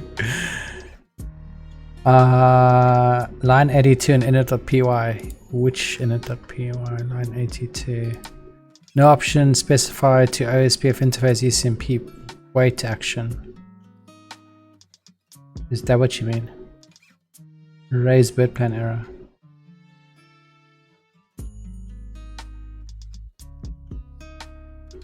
Okay, what about that? The error is from not having something set up in BGP. The command line is incomplete. So you can't just specify that on the command line. You need to specify the area, the interface, and the way to set the interface to. This I don't even think would ever be called. I'm not sure. We'll have to see. I don't know how the code path for this would work inside of OGPass. If it's never going to be called, we can probably just delete it. Even more things to delete. I think OGPass may handle that automatically. I'm not sure. We added it there because it was a legacy piece of code from somewhere else.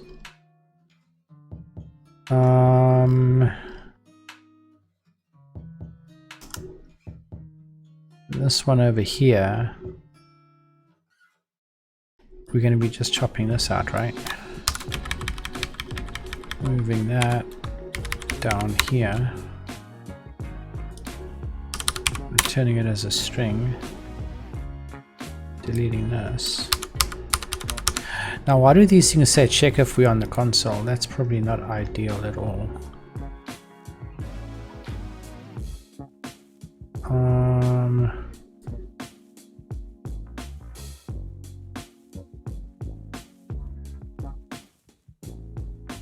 Just make sure that there's none more of that.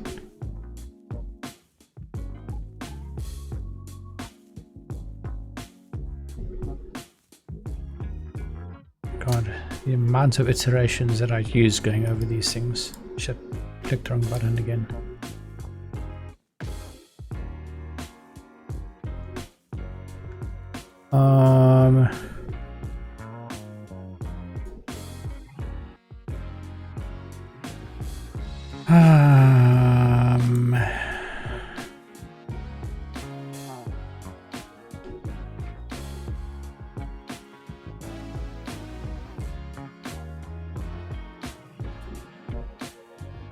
Here we go. That's not what we wanted.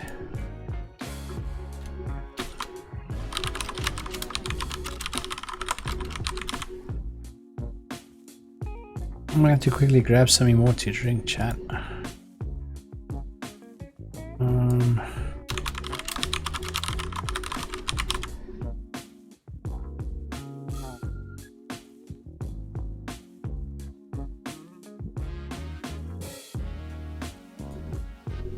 How close are we to finishing this, I wonder?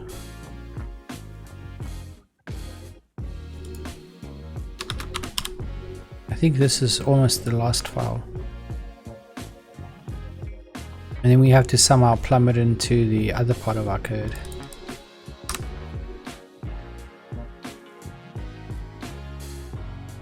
I think this looks okay.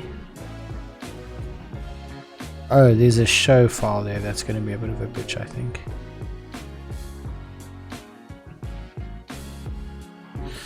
Okay, this is another piece that we need to move out of here.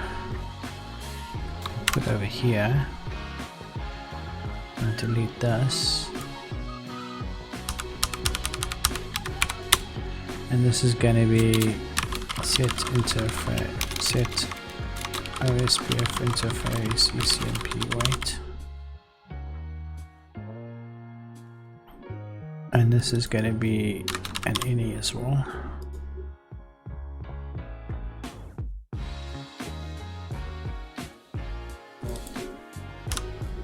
Okay.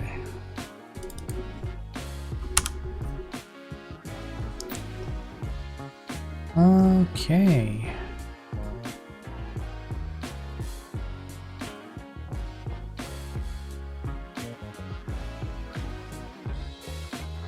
This needs to be fixed. You can probably delete all of this here, right?